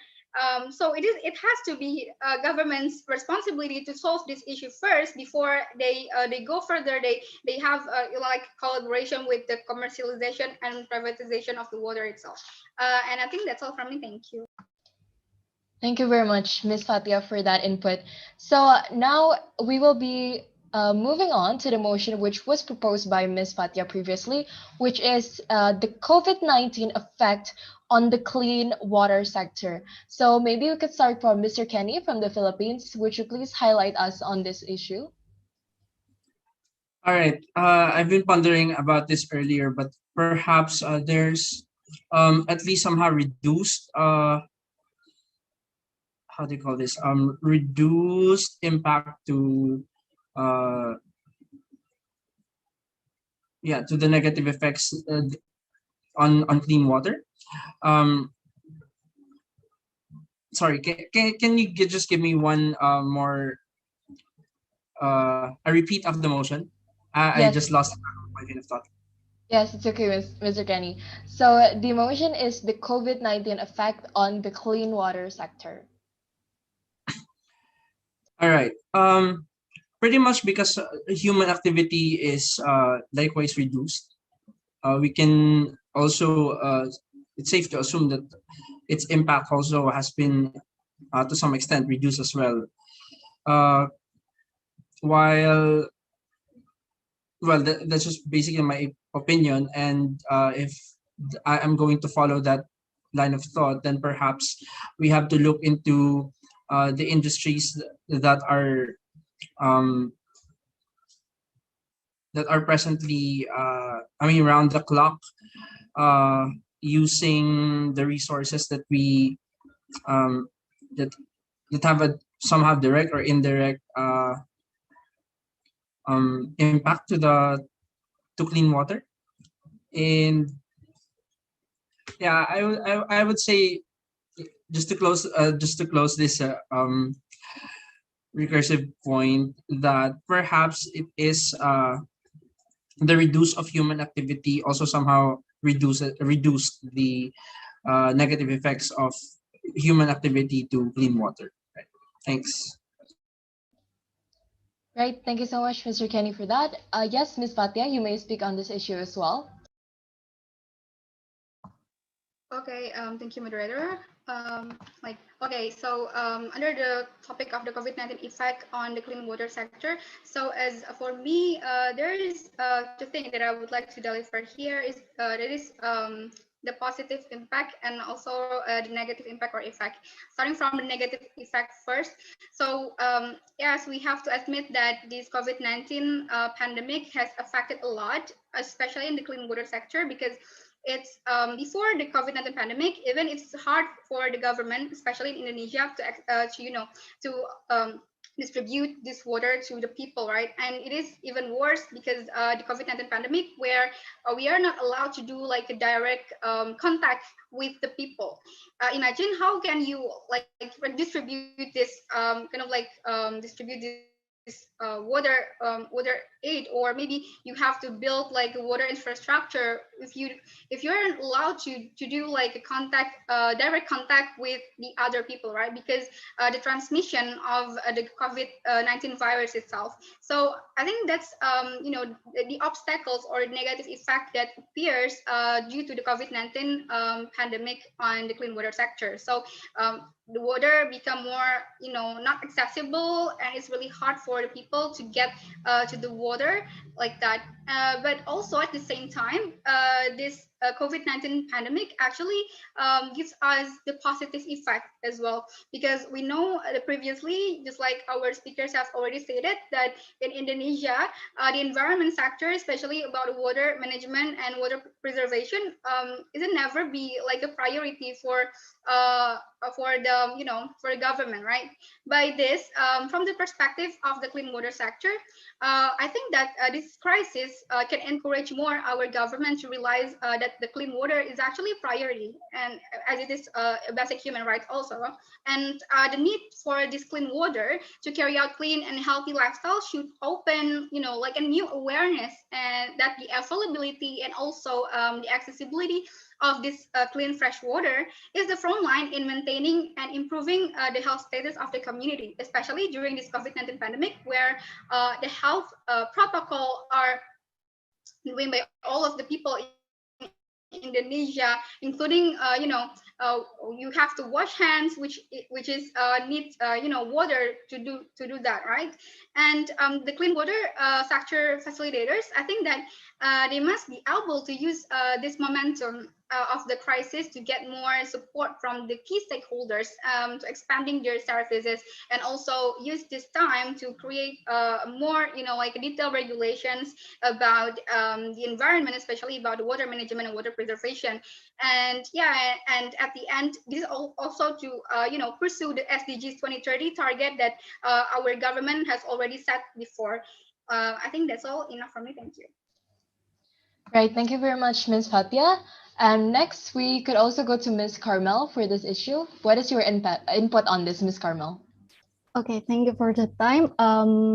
In line with the explanations that have been given by previous delegates, Fatia, the community-based and institution-based approaches that have been used in providing access to clean water is needed to be modified, especially after the COVID-19 crisis arrived. Additional access and quantity and quality is specifically required to integrate risk management from upstream to downstream, from water sources to household. The implementations of RPAM for community-based approach and the approach of ZEMP for an institutions-based approach need to be expanded and improved in quality. And the role of local government as the spearhead of public services need to be addressed. COVID-19 proves that the important role of clean water as the front line in preventing the spread of disease is availability of access to safe clean water will encourage the improvement of health status in long term, and the complexity of managing the clean water sector requires institutional arrangement that can accelerate and increase in access to clean water in quantity and quality. So it is necessary to prepare an authority that has the authority from upstream to downstream related to the drinking water sector. And this authority has become leading institutions in the provisions of access to drinking water, which is concurrent government affair, and other stakeholders involved follow directions from the national authorities, which have the authority and capacity to regulate, supervise, and control the performance of drinking water supply from upstream to downstream. And the authority from upstream to downstream resolve various problems covering the drinking water sectors, like reviewing the regulatory framework, investment framework, and funding framework related to the provisions of clean water for drinking water. In carrying out its duties, the authorities needs to pay attention to the uniqueness of the drinking water supply system, where water flowing from upstream to downstream can cross regions or city or even provinces. The regulatory framework related to the drinking water is needed to be simplified, and the bureaucracy of the drinking water supply process prioritize achieving the main outcome, like improving access to clean water for drinking water, and no longer a matter of PDAM ownership or ownership of water resources or other temporary input-output matters. Thank you. Right. Thank you very much, Ms. Carmel, for that. Next, let's go to Ms. Lovicia from Indonesia to have your opinion on this issue as well. Thank you, Ms. Nasha. I guess with some expectations, the outbreak of COVID-19 pandemic has slowed down our investment on water sector. It also happened to low access, reliability, and the quality of water, sanitation, and hygiene.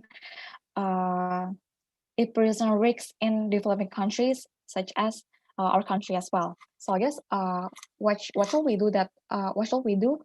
All the stakeholders in our country have to elaborate as well to make a policy how to solve this problem. I mean, like, if I can give an example, refugees in Indonesia, which is from other countries, they don't have, they are really, they really need food and water right now, but we are not regularly, we do not have any responsible for them to take care of them. So I guess that is why we have to really fastly make a policy about this. So a lot of people in Indonesia uh, will not be affected by this COVID-19 pandemic effect on water sector. Thank you. Thank you very much, Ms. Lovisha from Indonesia. And so that input concludes our third motion of this discussion session. So thank you very much, delegates, for your active discussion in the motion. We have had some very good insights on the challenges of gaining clean water access and also the pollution, which may hinder a community in having it as well. So we have finally arrived to our last motion, and now we will be discussing the points of the policy recommendation draft itself. So first of all, may we have Mahira from the event division to share your screen? To Mahira? Yes. Thank you very much. Mahira here will be notating and also taking notes of the policy recommendation, which will be input by the delegates. So to all delegates who would like to express their opinions and points to the policy recommendation, please do not hesitate to use the raise hand feature. Yes, Carmel from Indonesia. Okay, thank you for the time. I think from all of the discussions and also the materials that have been provided by the speakers, I think first I want to say that the complexity of managing the clean water sectors requires institutional arrangements that can speed up the availability of clean water in terms of quantity and quality. And the funding potential is pure water, which is still far away from the expected demand. And in addition to increasing funds, institutional reforms to the clean water sector should also be considered. So I think the policy about institutional reforms is needed, and also many participants in the clean water fields needed qualified leaders. Facility needed to become a leading institutions in the field of clean water.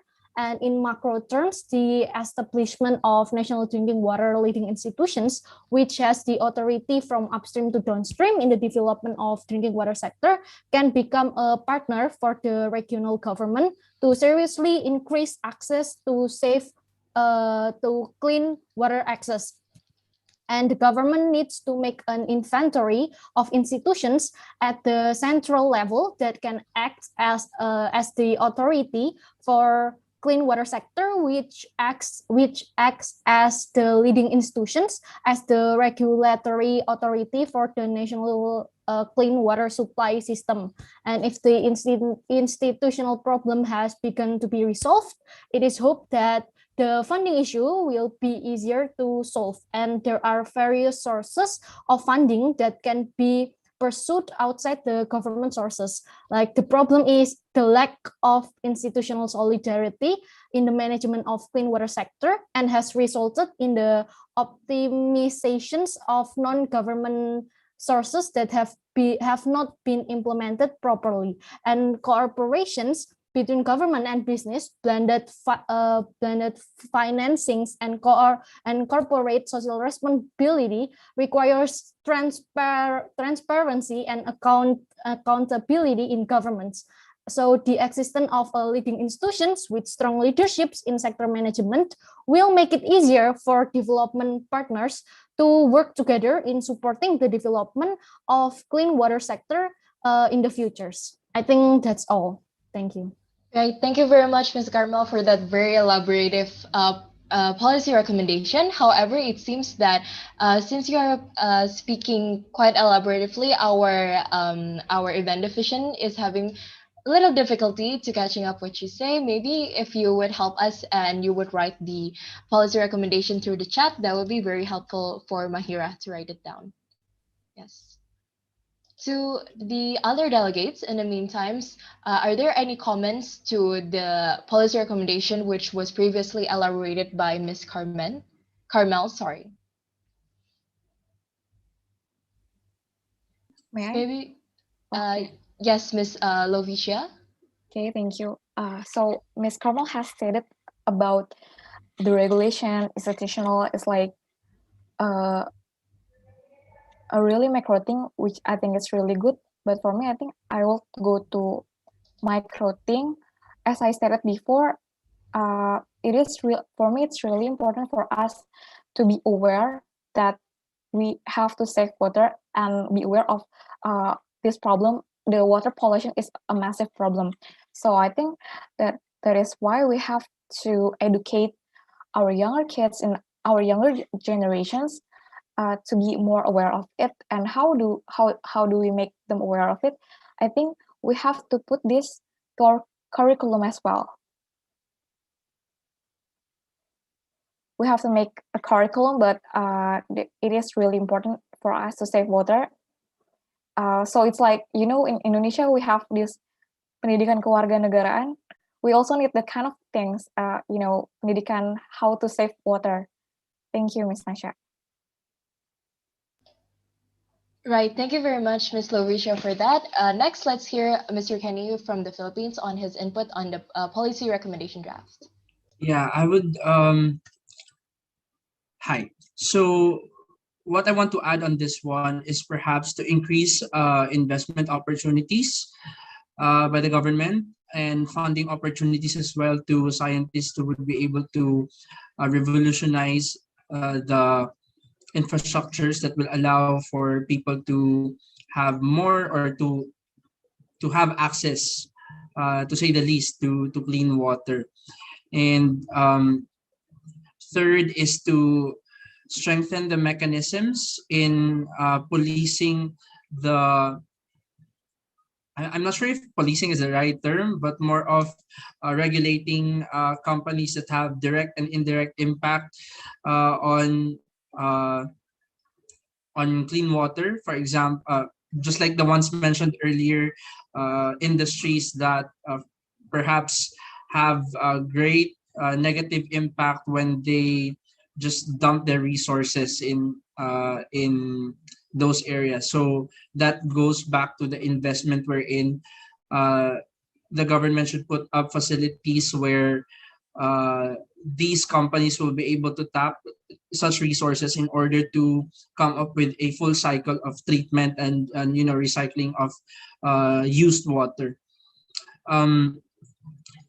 The next one, I do agree with the making the curriculum, but I would like also to add that there should be a sustained massive information education and communication campaign in order for the people to be increasingly to have more awareness or to have increased awareness and to be more concerned and conscientious in their use and consumption of water, and also their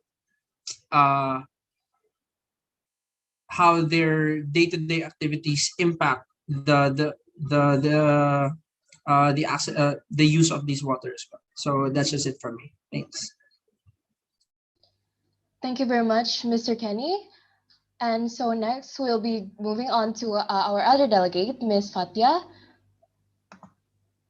All right, thank you, Ms. Nasha. So, well, the other delegates' recommendation are actually really great, and I might want to add some of my recommendations regarding this issue.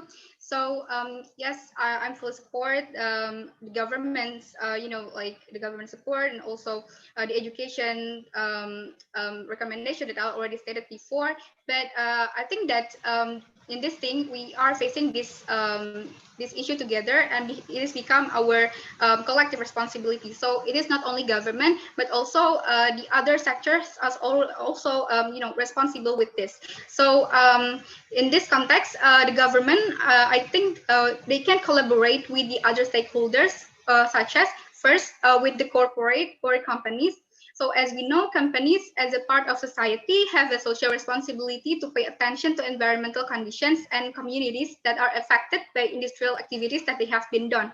So as we know, every single corporate has their own corporate social responsibility, or we already know it as the CSR. So in this case, the government could issue policies towards the companies to focus their CSR programs on the environment sector, especially in the terms of the environmental preservation and also wastewater management. Second, the stakeholders that I meant is that the scientists. We know that with the rapid development of science nowadays, scientists are now able to develop a variety of modern technologies that absolutely can help solve this water problem. These technologies include, for example, agricultural irrigation technology, as we Asian agriculture has become our major sector, right? And also the wastewater treatment technology, where the water treatment technologies can convert the non-fresh water by removing pollutants to become a fresh water that can be used by the people like that.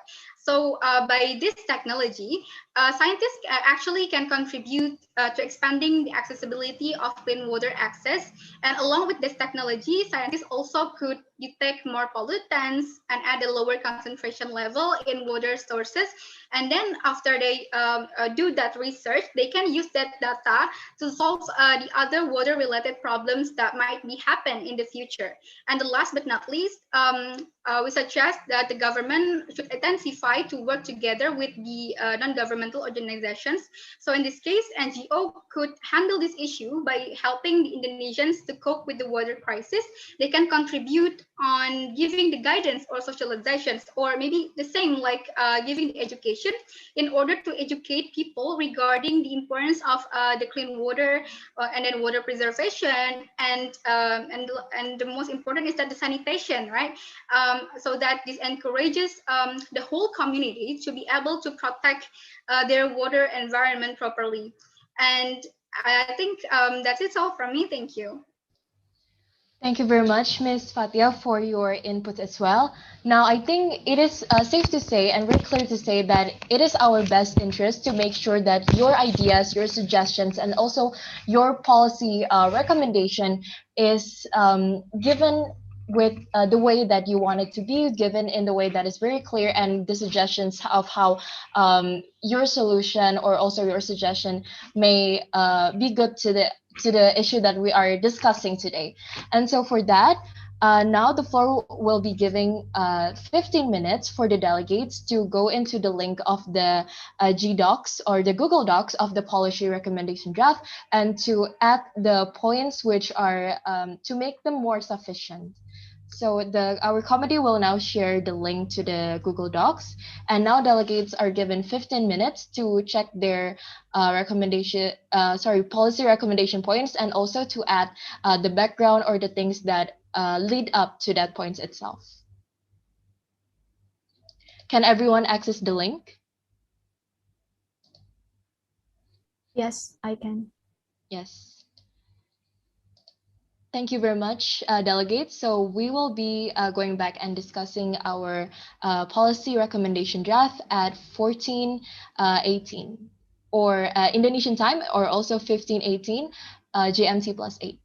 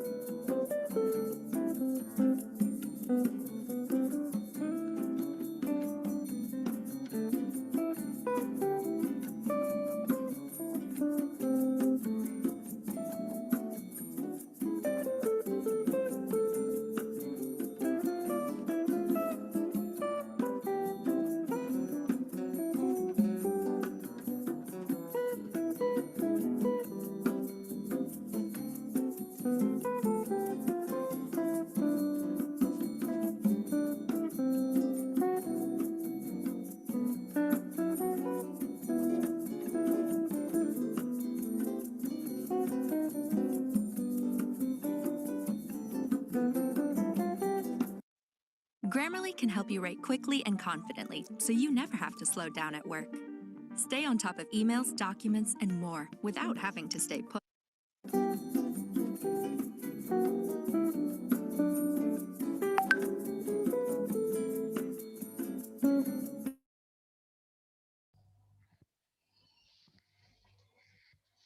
Hello, everyone. Hello, all the delegates. Thank you very much for your inputs in the policy recommendation draft itself. So it has been 15 minutes, and I could see that through the GDocs, most of the delegates, all of the delegates have also written their policy recommendation points. So now delegates are given 5 minutes to review the points which have been written. And if there are any points to be further discussed by the delegates or if there are any points which the delegates think should be removed, please do not hesitate to use the raise your hand feature to discuss upon that.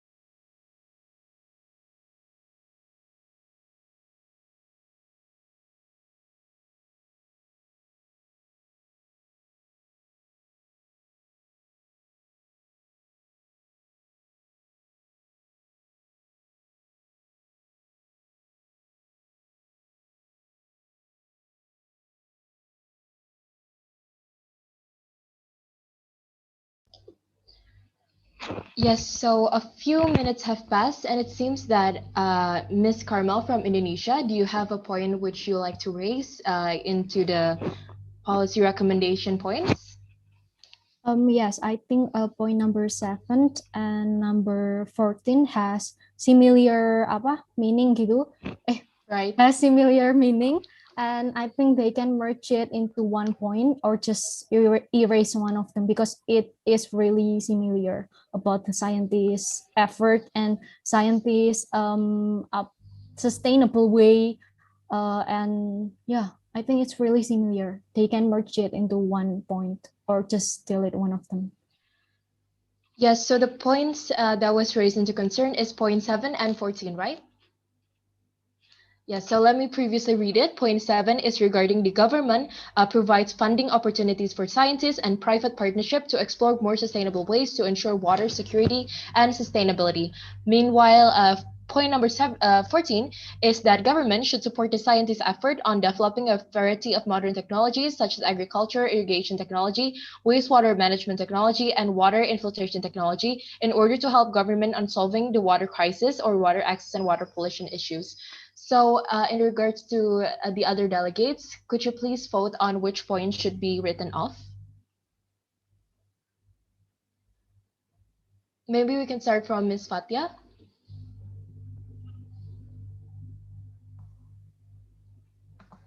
Well, I think for the point number 7 and point number 14, we could merge the point number 7 to the point number 14, like that. All right, thank you very much, Ms. Fatia. What do you think, Mr. Kenny from the Philippines? I'm the one who wrote number 7, and I place it there in a more broader statement because it should encompass everything that will be done later on.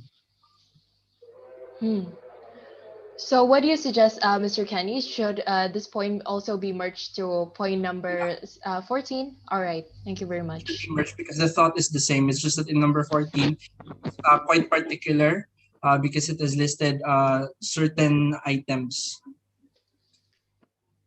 Thank you very much, Mr. Kenny. And what about Miss Lovisiana? Are you still joining us? Lovicia? Yeah. Right. What do you think, Miss Lovicia? Sorry, what are we talking? We are currently Number. discussing the points number 7, which was previously discussed. So point number 7 and 14 have some similarities, and Miss Carmel thinks that it would be more efficient to merge the points into one. What do you think on this issue? I guess we have just to elaborate it to be one point. I mean, so number 7 can be moved to number 14, I guess. Thank you, Right. Miss Nasha. Yes, thank you very much, Miss Lovicia, for your inputs as well.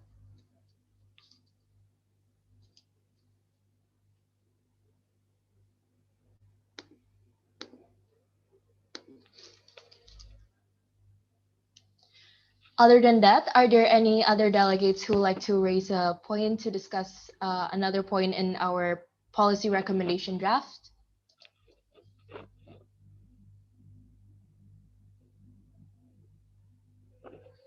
Counting from 5, 4, 3, 2, 1. Right, as there are no further points to be discussed from the policy recommendation draft, now for all the delegates, please sign your name, college, or institution of your where you came from, and also the countries which are placed right down below of the policy recommendation draft Google Docs.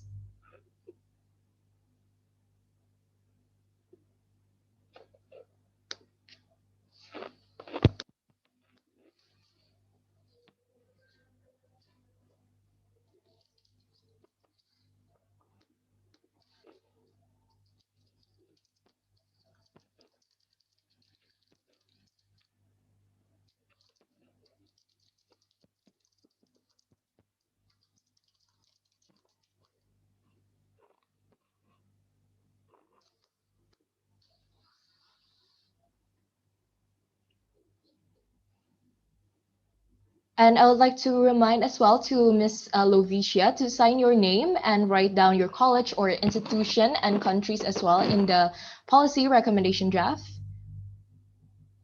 It's right in the bottom of the policy recommendation draft in page 2.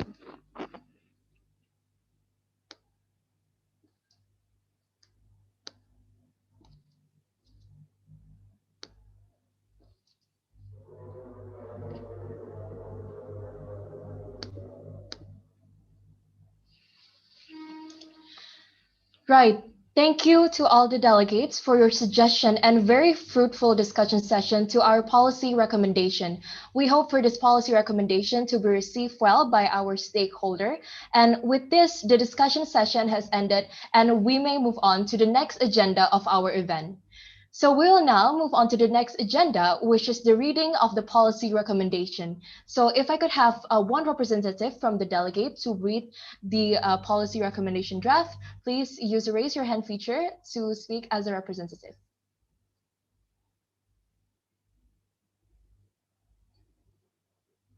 Yes, thank you very much, Mr. Kenny from the Philippines. You may read the points of the policy recommendation draft. All right, so ALSA International Video Conference, April 2021, Policy Recommendation Draft, 17th of April 2021. First, there should be institutional arrangements that can speed up the availability of clean water access in terms of quantity and quality. Second, facility to become a leading institution in the field of clean water with qualified leaders should be provided. Third, there should be transparency and accountability in the governance to make it easier for development partners to work together in supporting the development of the water sector in the future.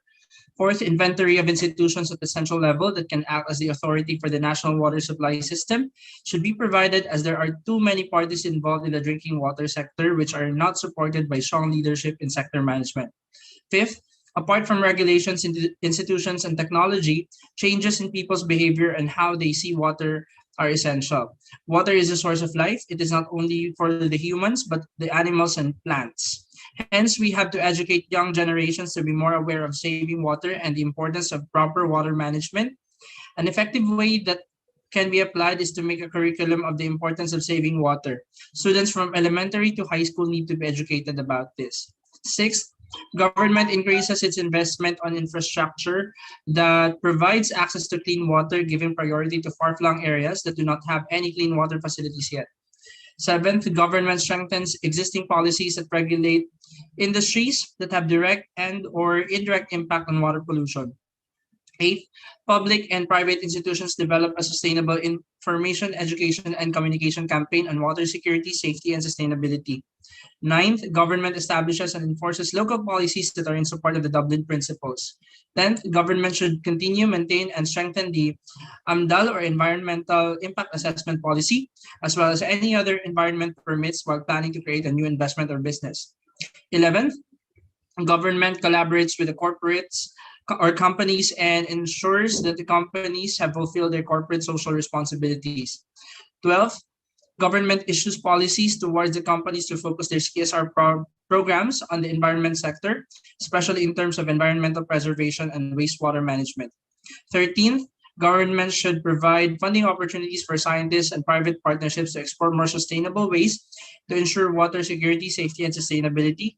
Government should provide the scientists' efforts on developing a variety of modern technologies such as agriculture irrigation technology, wastewater management technology, and water infiltration technology in order to help the government on solving the water crisis, water access, and water pollution issues. 14th, NGOs could handle this issue by helping the countries in Asia region to cope with the water crisis. NGOs could contribute to giving guidance or socialization in order to educate people regarding the importance of clean water, water preservation, and sanitation, so that this encourages the whole community to be able to protect their water environment properly. Signed by Carmela Clara Martin of Universitas Jember from Indonesia, Luvisia Eva Carenza of Universitas Diponegoro from Indonesia, Patia Nesa Octavio of Universitas Jenderal Edirman from Indonesia, and Kenny Bayudan of University in Asia Pacific from the Philippines.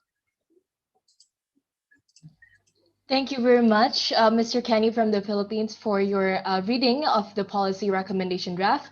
Before this policy recommendation will be given by our stakeholder, it will be first reviewed by the Vice President of Academic Activities of ALSA International, and we will update you on the result of the policy recommendation.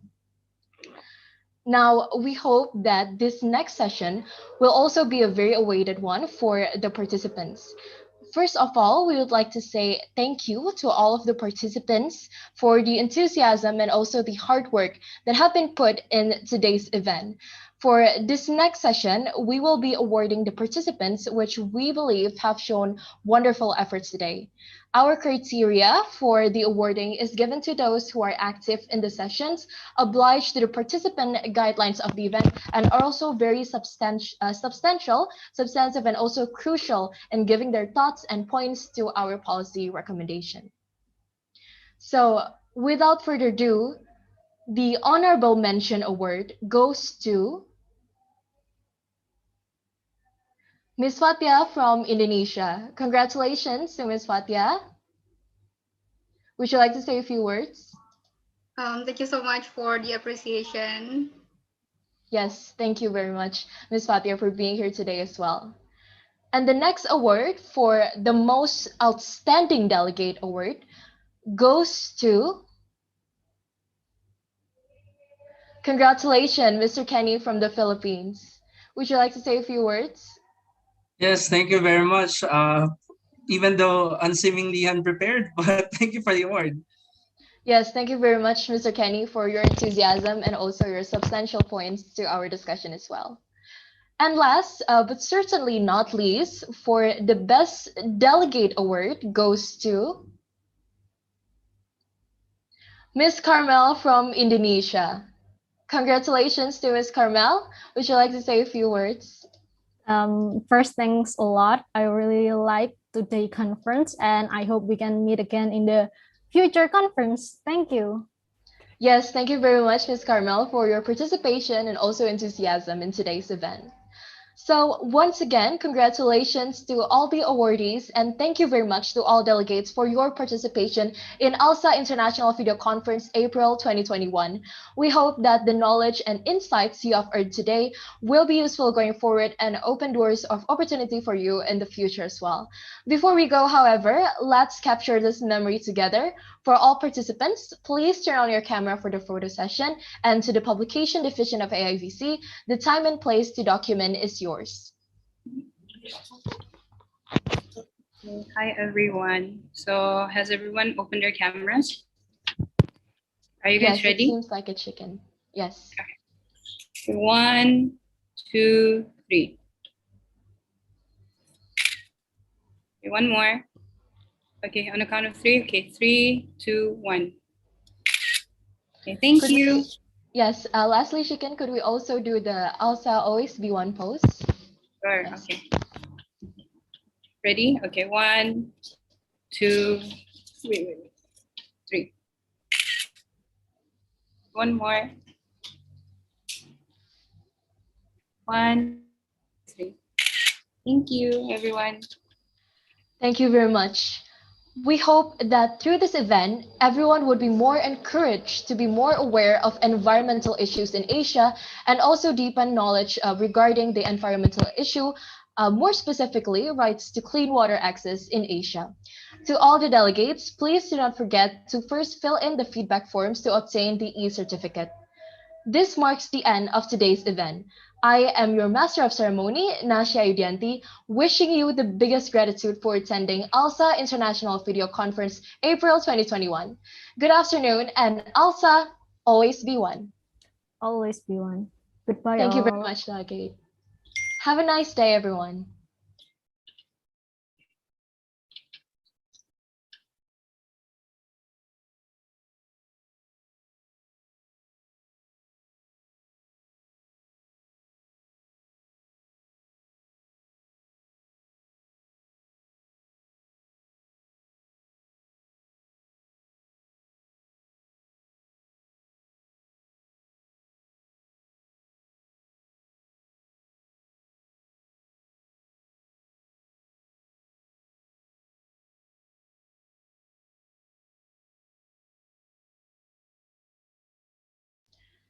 Hi guys. So are all of our participants and delegates clear? Like, are they all out?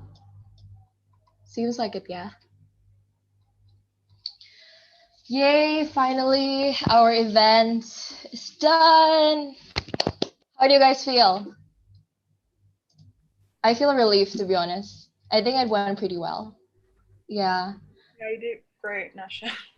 Yes. Thank you, Farah. You did great too. So I think first and foremost, as the director of academic publications, ALSA International Board 2020-2021, I would like to seriously express my biggest gratitude for ALSA Brunei and also ALSA UGM, Universitas Gajah Mada, for your participation in the organizing committee of this event. So fun fact, actually, when I was running for director of academic publication, I really want to bring back AIVC because it was actually not conducted in the last IB term, right? But I see the importance of this event and why I think it's so intriguing, and that's why when I was running for director, I really want to bring back this event. So I would like to say again, the biggest thank you and gratitude for everyone here today who has helped me bring back again AIVC and help IB in executing it as well. So I'm very proud of everyone. Thank you very much. So now I guess we're just going to go into the evaluation. Is there anyone who'd like to speak first? Let's just go around the table here. Maybe first we can start with Wafa. Yes, what do you think, Wafa? I think the event went great today. There weren't any major technical difficulties, and yeah, everyone did really great, and the outcome was pretty good. I mean, there were 50 something people during